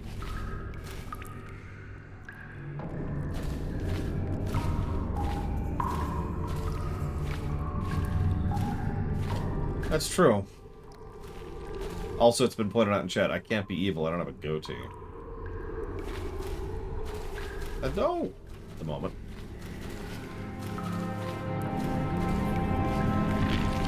That's true. What's this?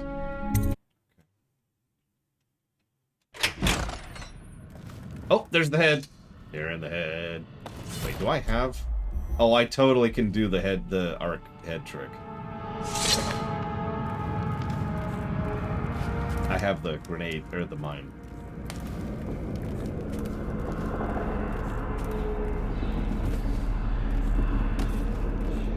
Okay, help me out, chat. What's an evil person, preferably fictional, that doesn't have a goatee? Stop! Sister! Over here! Get behind him! Voldemort. That's true. Voldemort didn't have a goatee.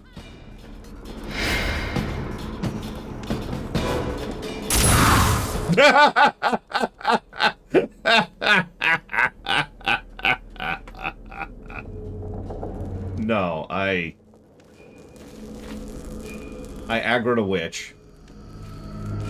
dropped that mine I mentioned earlier, the one that electrifies them to death, turned a corner and stared at it. Now, witches teleport around, so she teleported pretty much directly onto the mine. Yeah. Anyways, so some suggestions. We've got Vitier, you don't know who that is. Darth Vader, he didn't have any facial hair. Sauron the Deceiver, didn't have facial hair. Elon Musk doesn't have any facial hair. Dolores Umbridge. Actually, she does. She shaves, Dream Whisperer.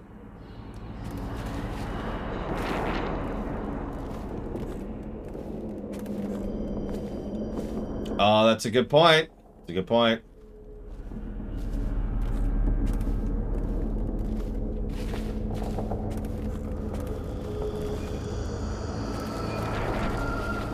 This way?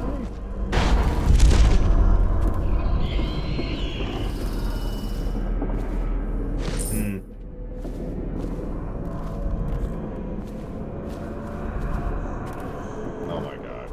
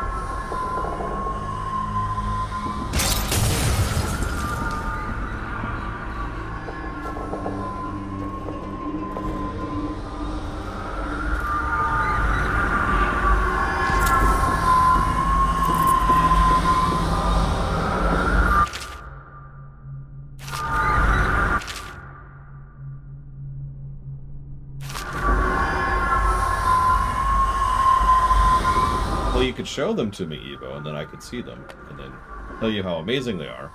So you need to stop worrying about being a bad artist, because you're actually a really good artist. Just tell her she's a good artist. There, see? She says, you're a good artist, stop being stupid. Word for word.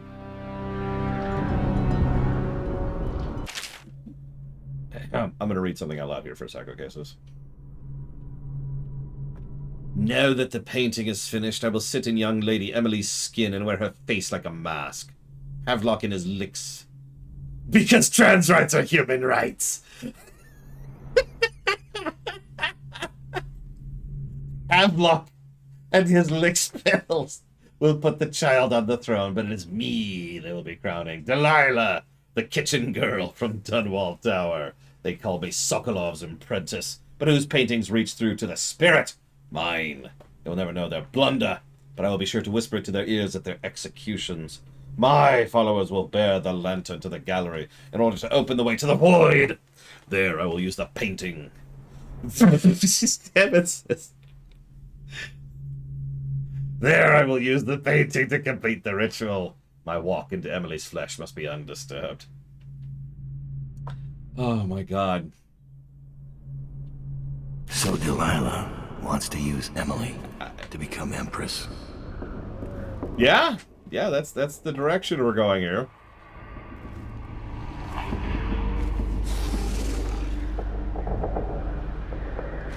That's an unusual path. No, I said that out loud. Yeah, I said that out loud. So I'll share.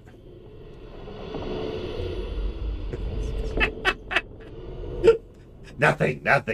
Don't worry about it. Yes, you're going to die now. Whoa, what the hell?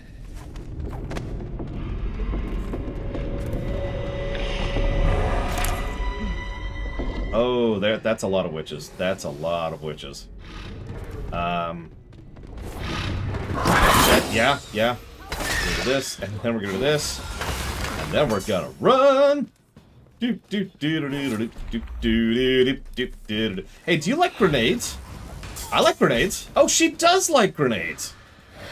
Oh, I'm so relieved. Who likes grenades these days, honestly?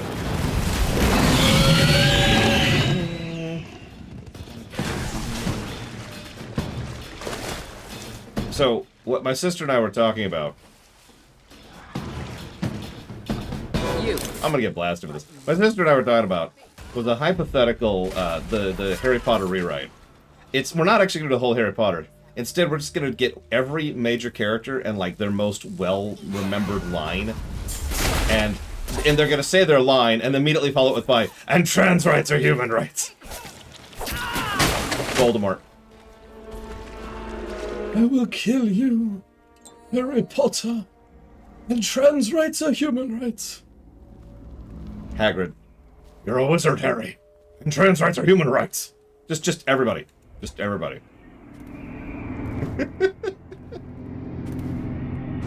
Dumbledore. I wish to say a few more words before the assembly. Trans rights are human rights.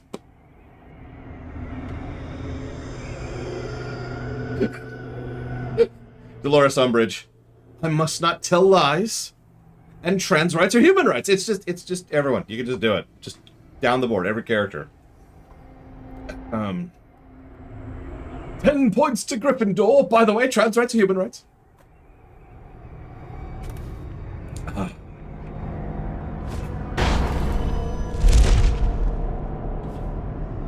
Yes. 10 points to Gryffindor for understanding that trans rights are human rights. There we go. Whew. Had to get that in there.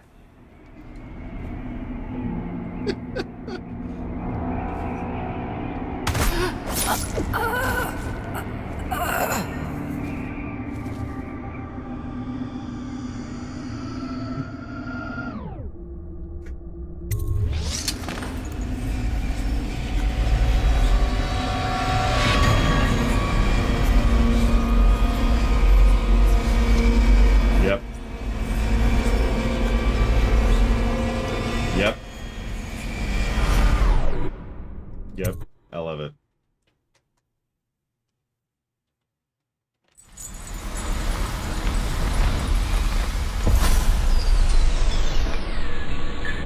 You have many talents, Dowd, and they've served you.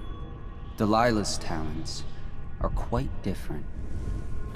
She creates images, but she does more. She captures spirit. She insinuates her will into her subject, whatever it is. We're witnessing her masterpiece, and perhaps yours as well. You see it now. Emily's life hangs in the balance, and Delilah's, and the fate of an empire. The end is coming, and it's been glorious to watch you throw your will against the machinery you set into motion. All things end. All things burn to ash. But you, my friend, burn bright.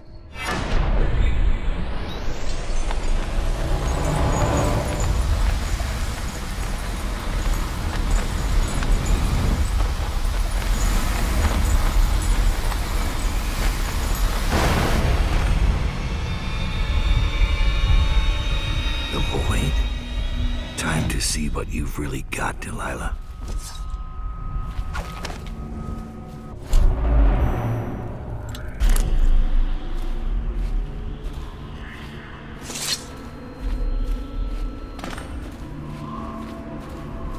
Are all artists narcissists?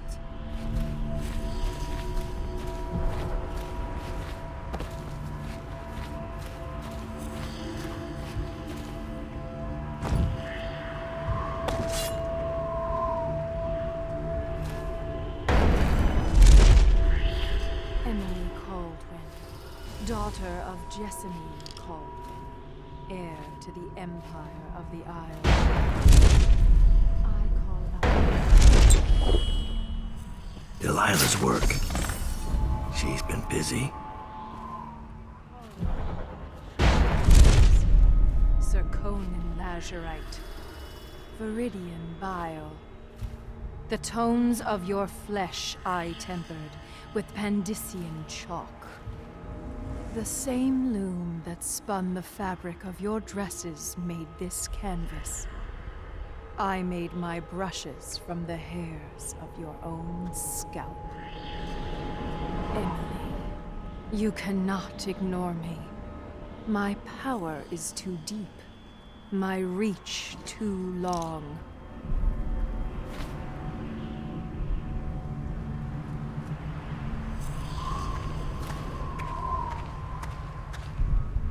Brush touches paint. Brush touches canvas. Brush touches void. And now I see Emily. I breathe your breath.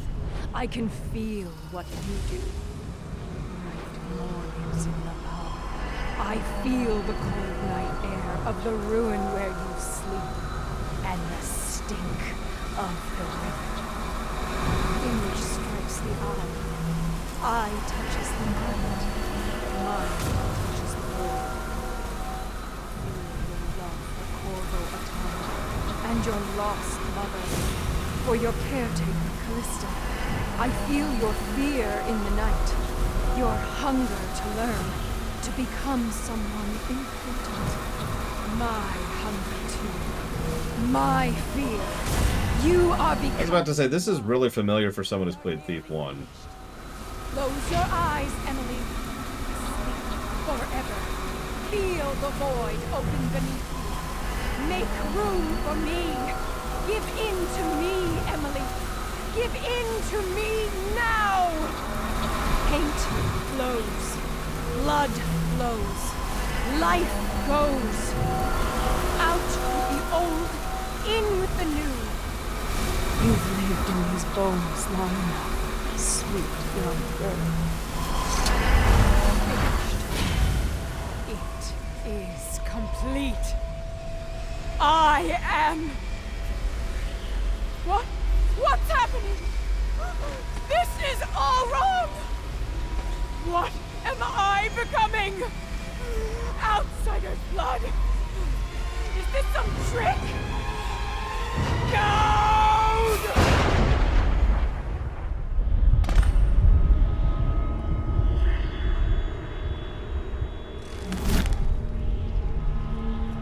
Target neutralized. No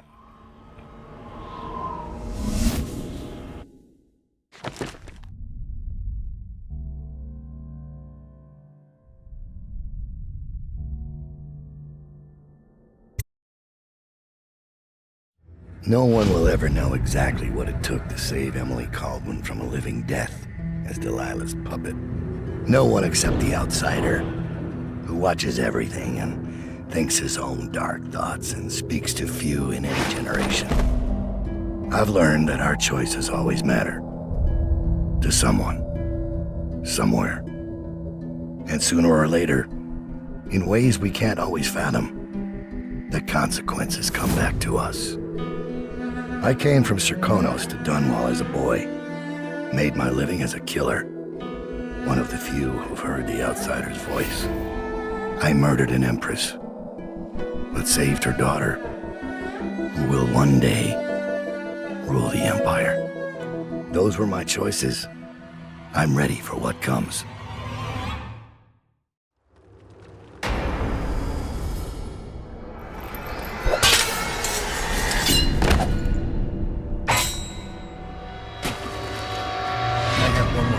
For you.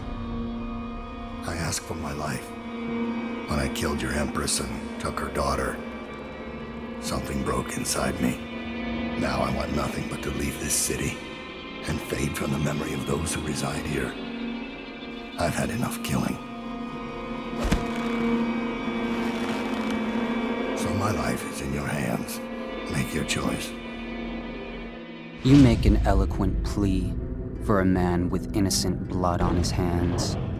It's a shame Corvo doesn't know the real story, isn't it?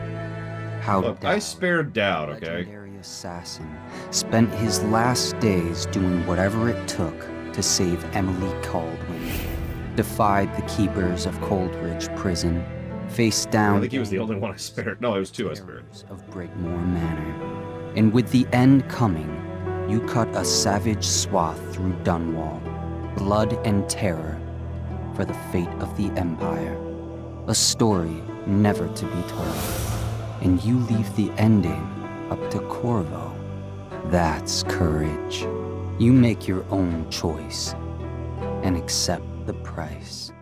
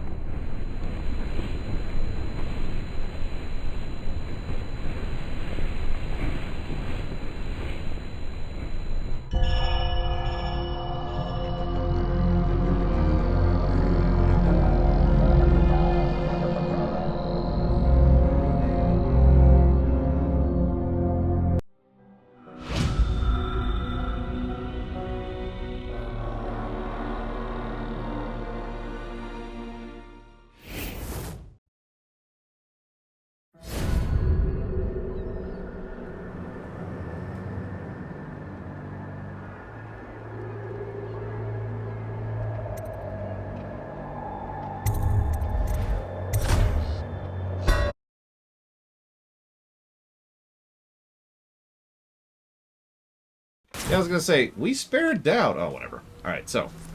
Let's kill her in the face this time. Everybody ready for face killing?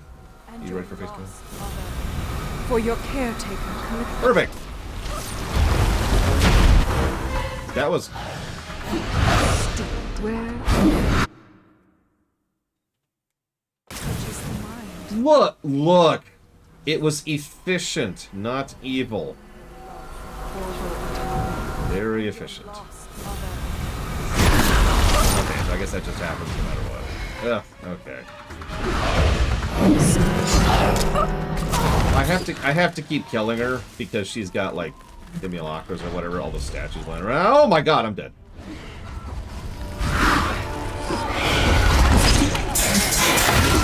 Where's my... There. I can barely tell what's going on at this point. Oh my god. Yeah, it's a little harder than the other method. Holy crap. Oh my god. Stop doing things. tell her to just die? Like, that's what's gonna happen, okay? You're not gonna live by running around. Just gonna get yourself tired, okay?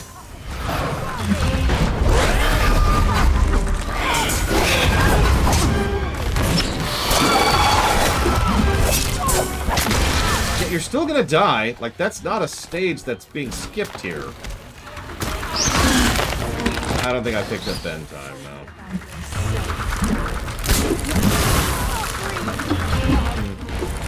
Yeah.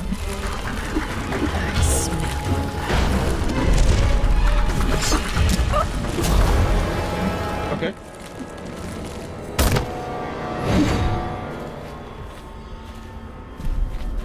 Sure, when are you doing it? Please say Sunday, because that would work out really well. Okay. Then I will totes join you. No! You can't do this! She took No, I am coming over on Sunday. my life. I apparently don't understand the request. So you want me to just... So hang on, you want me to get the video and then you do the audio that goes over it? Oh, I get you.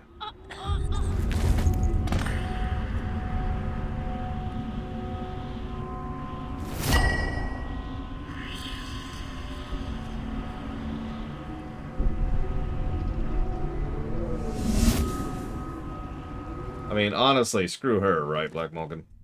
Anyway, she did. Ugh. And then we die. The end. We did it. We beat the game. The last highlight reel. Ever, ever, ever. Until the next one. Let's go ahead and shut this down. If you haven't put in your guessing game guesses, tough! I just locked it down. Also have stuff in my glasses. It's also tough. Gets to wait. Yep, she'll never be back in the sequel. Neither will Dowd or Billy. All three people who died today will not be back for the sequel.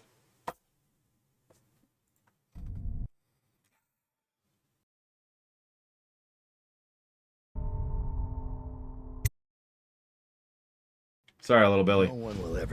You don't get to come back.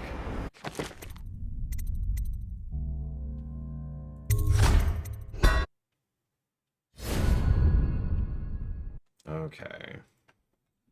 I honestly didn't think we'd beat this game today. Oh.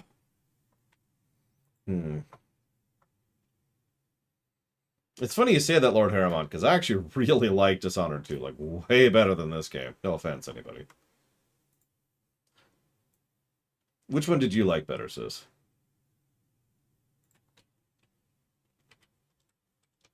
So, do you know why?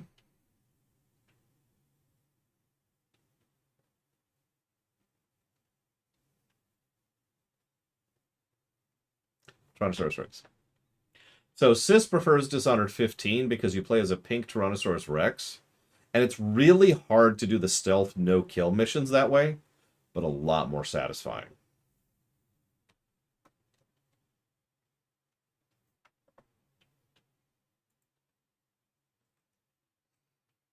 Yep. Or you can not kill.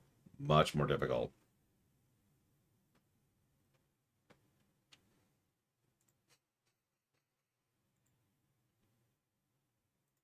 Oh, I know. I know. Like, all the doorway levels are just... Like, all the indoor levels, the worst.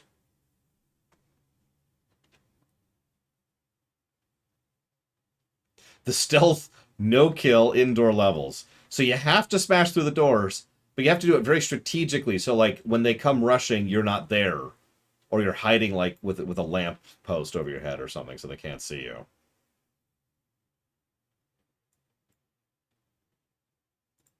What are you drinking? Oh, I'm sorry.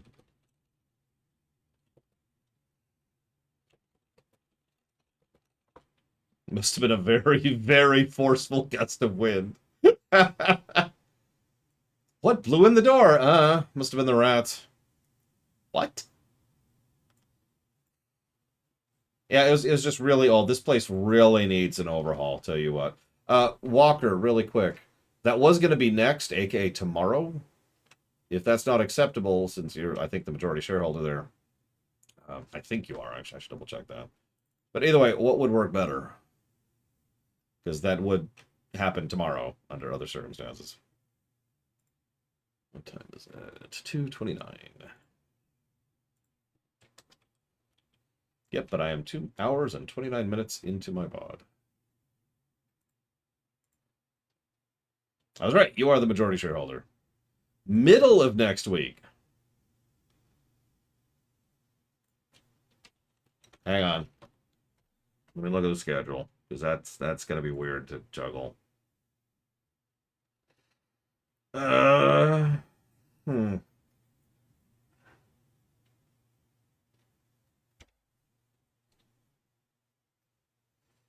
Okay, that might work. Sure, we'll try that. No promises, but we'll try that. So we'll be starting Modern Warfare 1, Call of Duty 4 tomorrow, for those of you curious. We will be shooting evil Russians.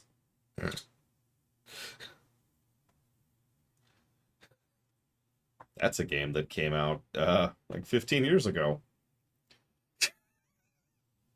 Yeah, as everyone's in chat's just saying topical.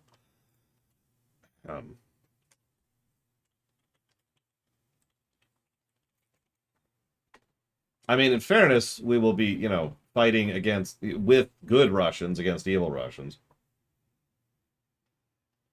It's just the ultra-nationalists who are the problem. Are you making fun of me, sis? Aw. That I can't help with, because I'm not there yet. I don't... That's a fair point.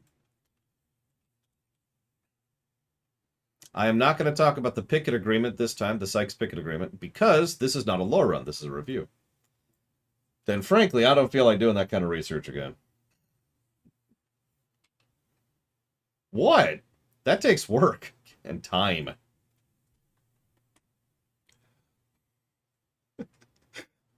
What?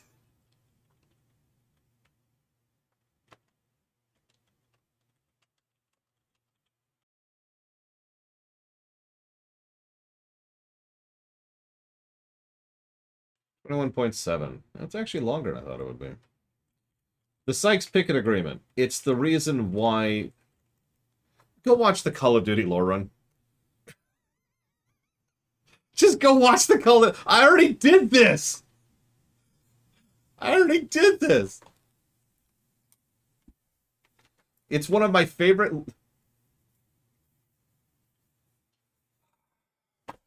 Sykes and Pickett were two people who, after events immediately prior to, during, and immediately after World War I, poorly and crudely carved up the Middle East in ways that made no sense.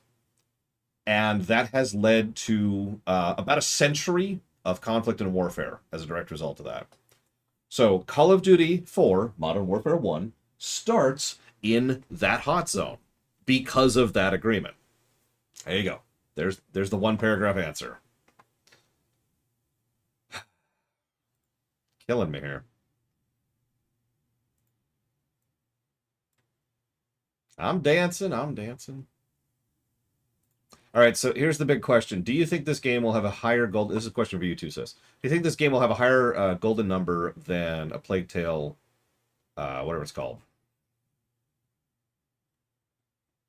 I can't think of the name of the game. A Plague Tale Innocence, that's the name of it.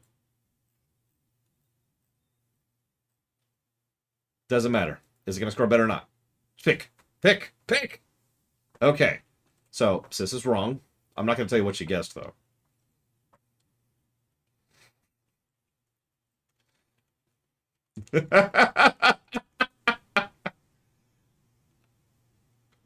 Pick. Choose. No, not Requiem. We haven't played Requiem yet.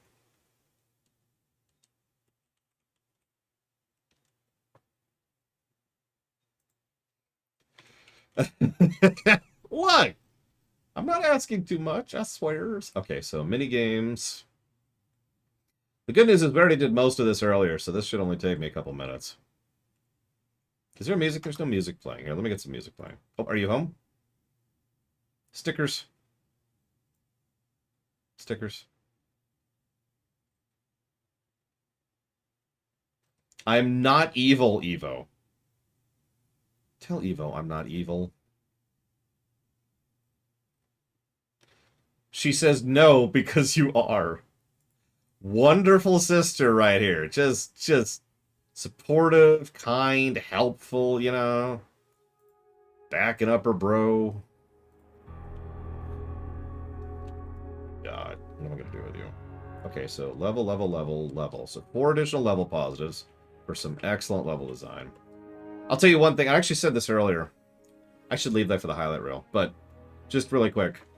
This game definitely has better level design than Plague Tale Innocence. No question. By a decent margin, actually.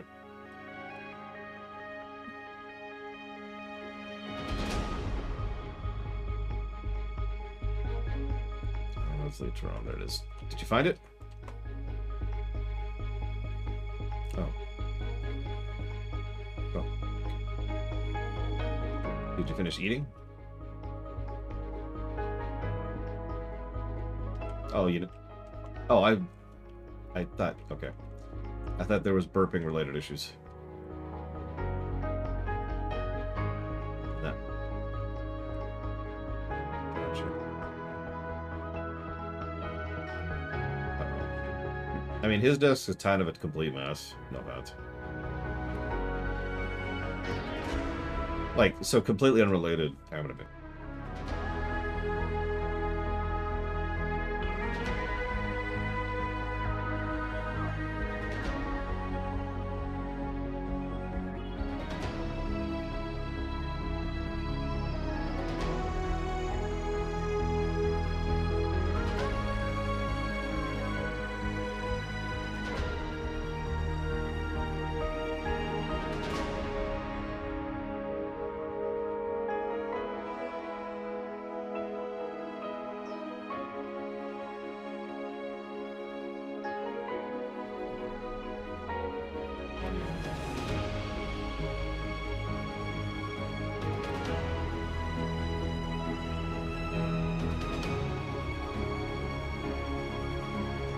Okay, hang on. No, I know. There's no real judgment here. You know that. You know that. There's no judgment here. But I need to share what I just said. So I just told my sister that I refuse to help her clean her desk until I take over the world. And her response was, yeah, I know.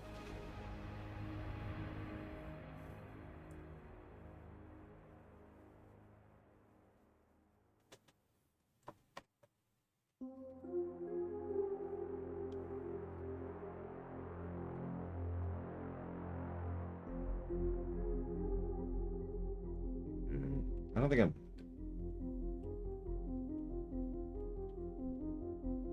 Oh my god. I was gonna say, does that even work without, you know, the car?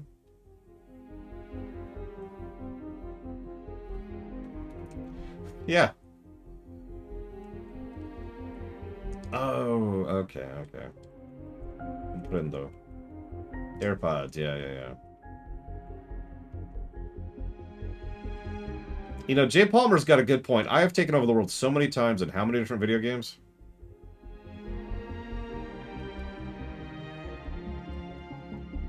Yay.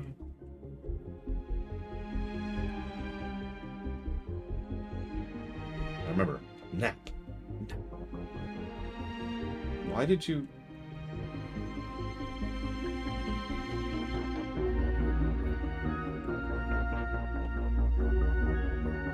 Yeah. Did you find the stickers, though?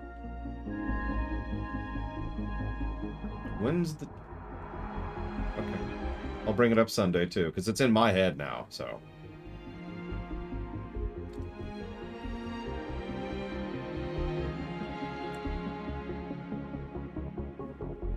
Gotcha. Eva...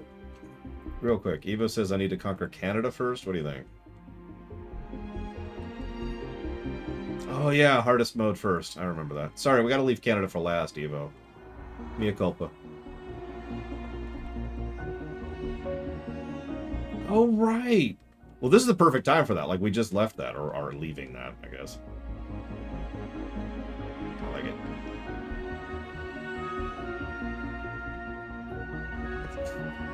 Take over the Pacific Ocean first. Done! Alright. Ooh, that was rough. This is mine now. Alright, go get some rest, sis.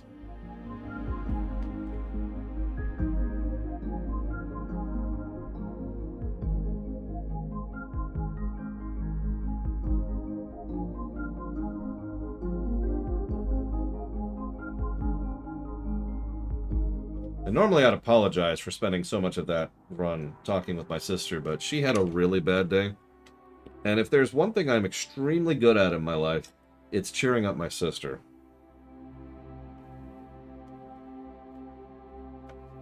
So I was doing that.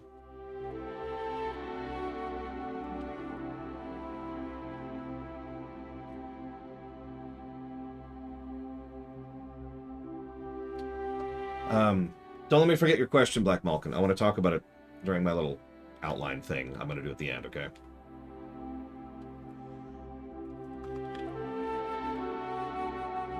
Because that's a good question, and I want to address it a little, I think.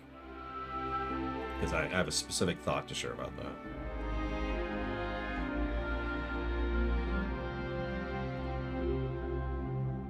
Okay, so this game starts with a D. I can spell. There it is. Wow, I was really close with my guess for the total time. Yeah, that tracks.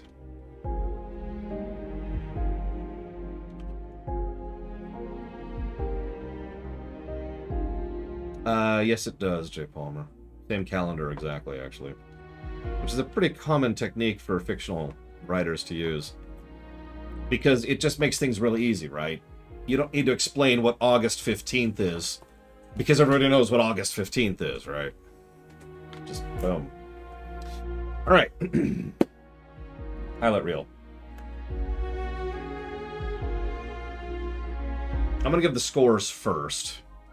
And then I'm going to remember that I need to actually put the scores on the comparison sheet so I can do the side-by-side. So we're going to do that. We're going to has brain. Somewhere in here. Somewhere there's a brain.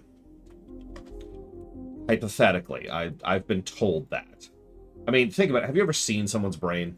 Can you really prove it if you haven't seen it, honestly?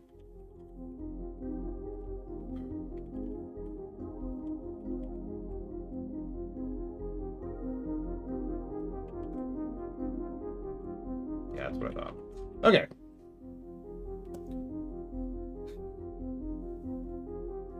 If you see a brain, it's not a good sign.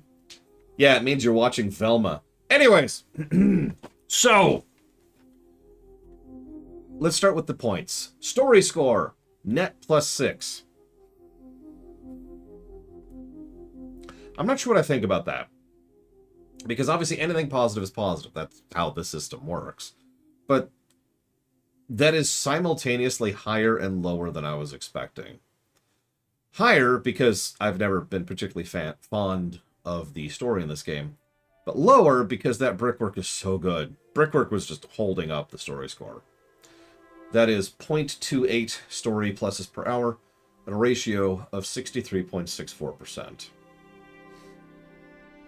Gameplay. Net +29. Which, for those of you familiar with the system, is really big.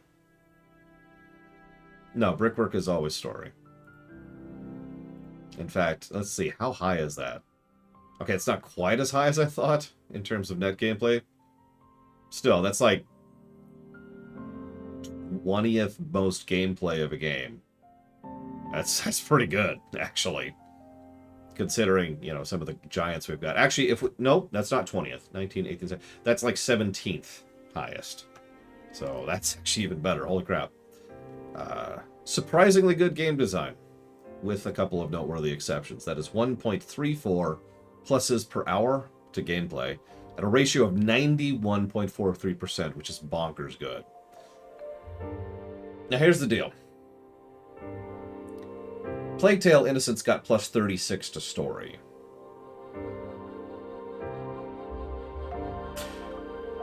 So Plague Tale Innocence has a higher golden number. I'm just going to get that out of there. But I'm mentioning that because a lot of that is predicated upon the strength of the story complementing the gameplay. I do absolutely think, and I said this earlier, I do absolutely think that this game has much better level design than Plague Tale Innocence. And in general, that's what makes it so awesome. Plus 29. I mean, what else do I need to say that? That is a huge score. However, because the story lagged behind so much, that does mean our final golden number is, drumroll please, Pop Neck. Pop Neck the other way. Do a jig. Lifeless jig. Lifeless jig. There we go. 89.99.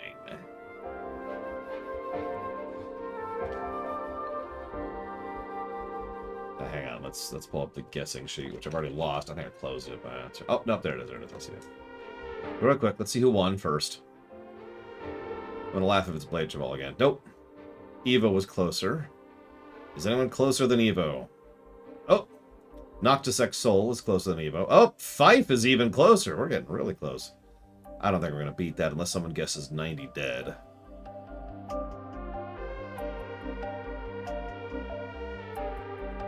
I'll talk about that in a second, Euro.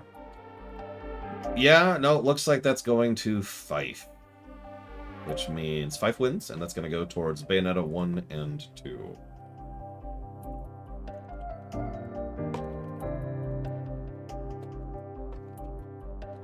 Final thoughts, now that we've gotten that out of the way. So, obviously, I wasn't enjoying myself as much as I thought I would, which is, among other things, confusing. I mean, it's Dishonored, for God's sakes. But I think at least part of that is because of how I was essentially deliberately playing through the vanilla game.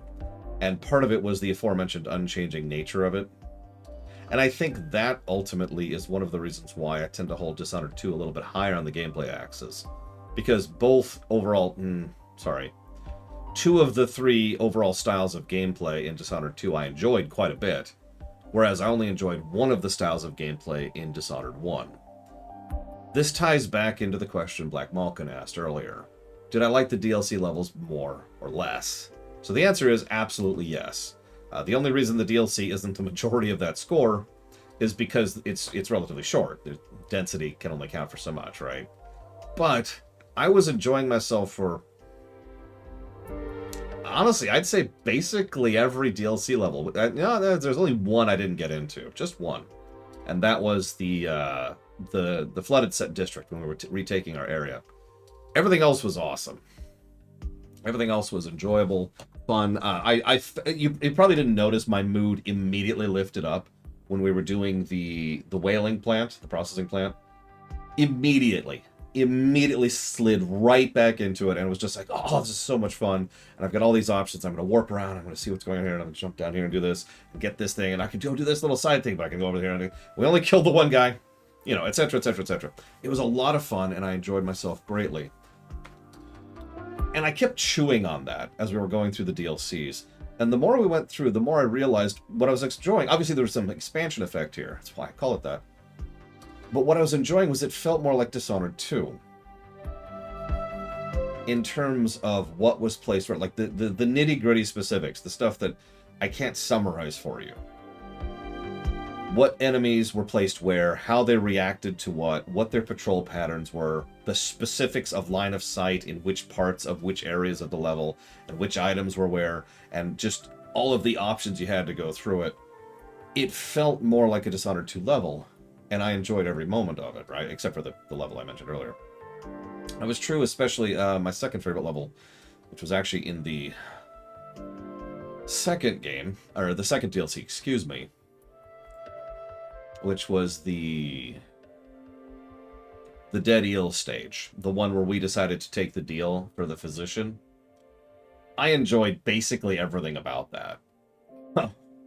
The way I didn't even get to comment on it because by that point I was already on the phone with my sister. but the way in which the witches, which were obviously a trap, anybody could tell that coming from a mile away, or how we had to navigate the sewers, or they started using elevation better. Like, elevation was not like a magic win button in most cases, like it was in the vanilla game. Instead, it was like a gradient thing where you had a little bit more time to not get detected, but it wouldn't last forever. I'm explaining myself so badly, but I hope this makes some sense. The terrain design was just better across the board. And I enjoyed, essentially, no killing, no detecting my way up to the dude until I rang the bell. I was like, hey, yeah, let's go. Let's go walk in. And I love the fact that you can just kill the dude and take the thing. Or you could do the deal we did. Or, and I think this is how this works, like, walk in and get rid of the physician, or ring the bell and pull the physician out. And then go right back in while the physician is distracted and say, hey, what can I do for you? And then take his deal. I think I'm understanding how that would work correctly. And there's probably some other little, minor branches and permutations there, because that whole level was awesome. I love that level. I also can't think of any negatives to give the DLC. Make of that what you will. I guess that's it, actually. I think that's all I have to share. This was fun, for what it's worth. I'm not going to do any other, like, let's do a short hike right now. No. Tomorrow, we'll go ahead and play Call of Duty 4, Modern Warfare 1, followed immediately by Modern Warfare 2. No, we're not playing 3, because 3 I don't think is even added, but definitely has been funded. So, with that, I'm going to chop off the local recording.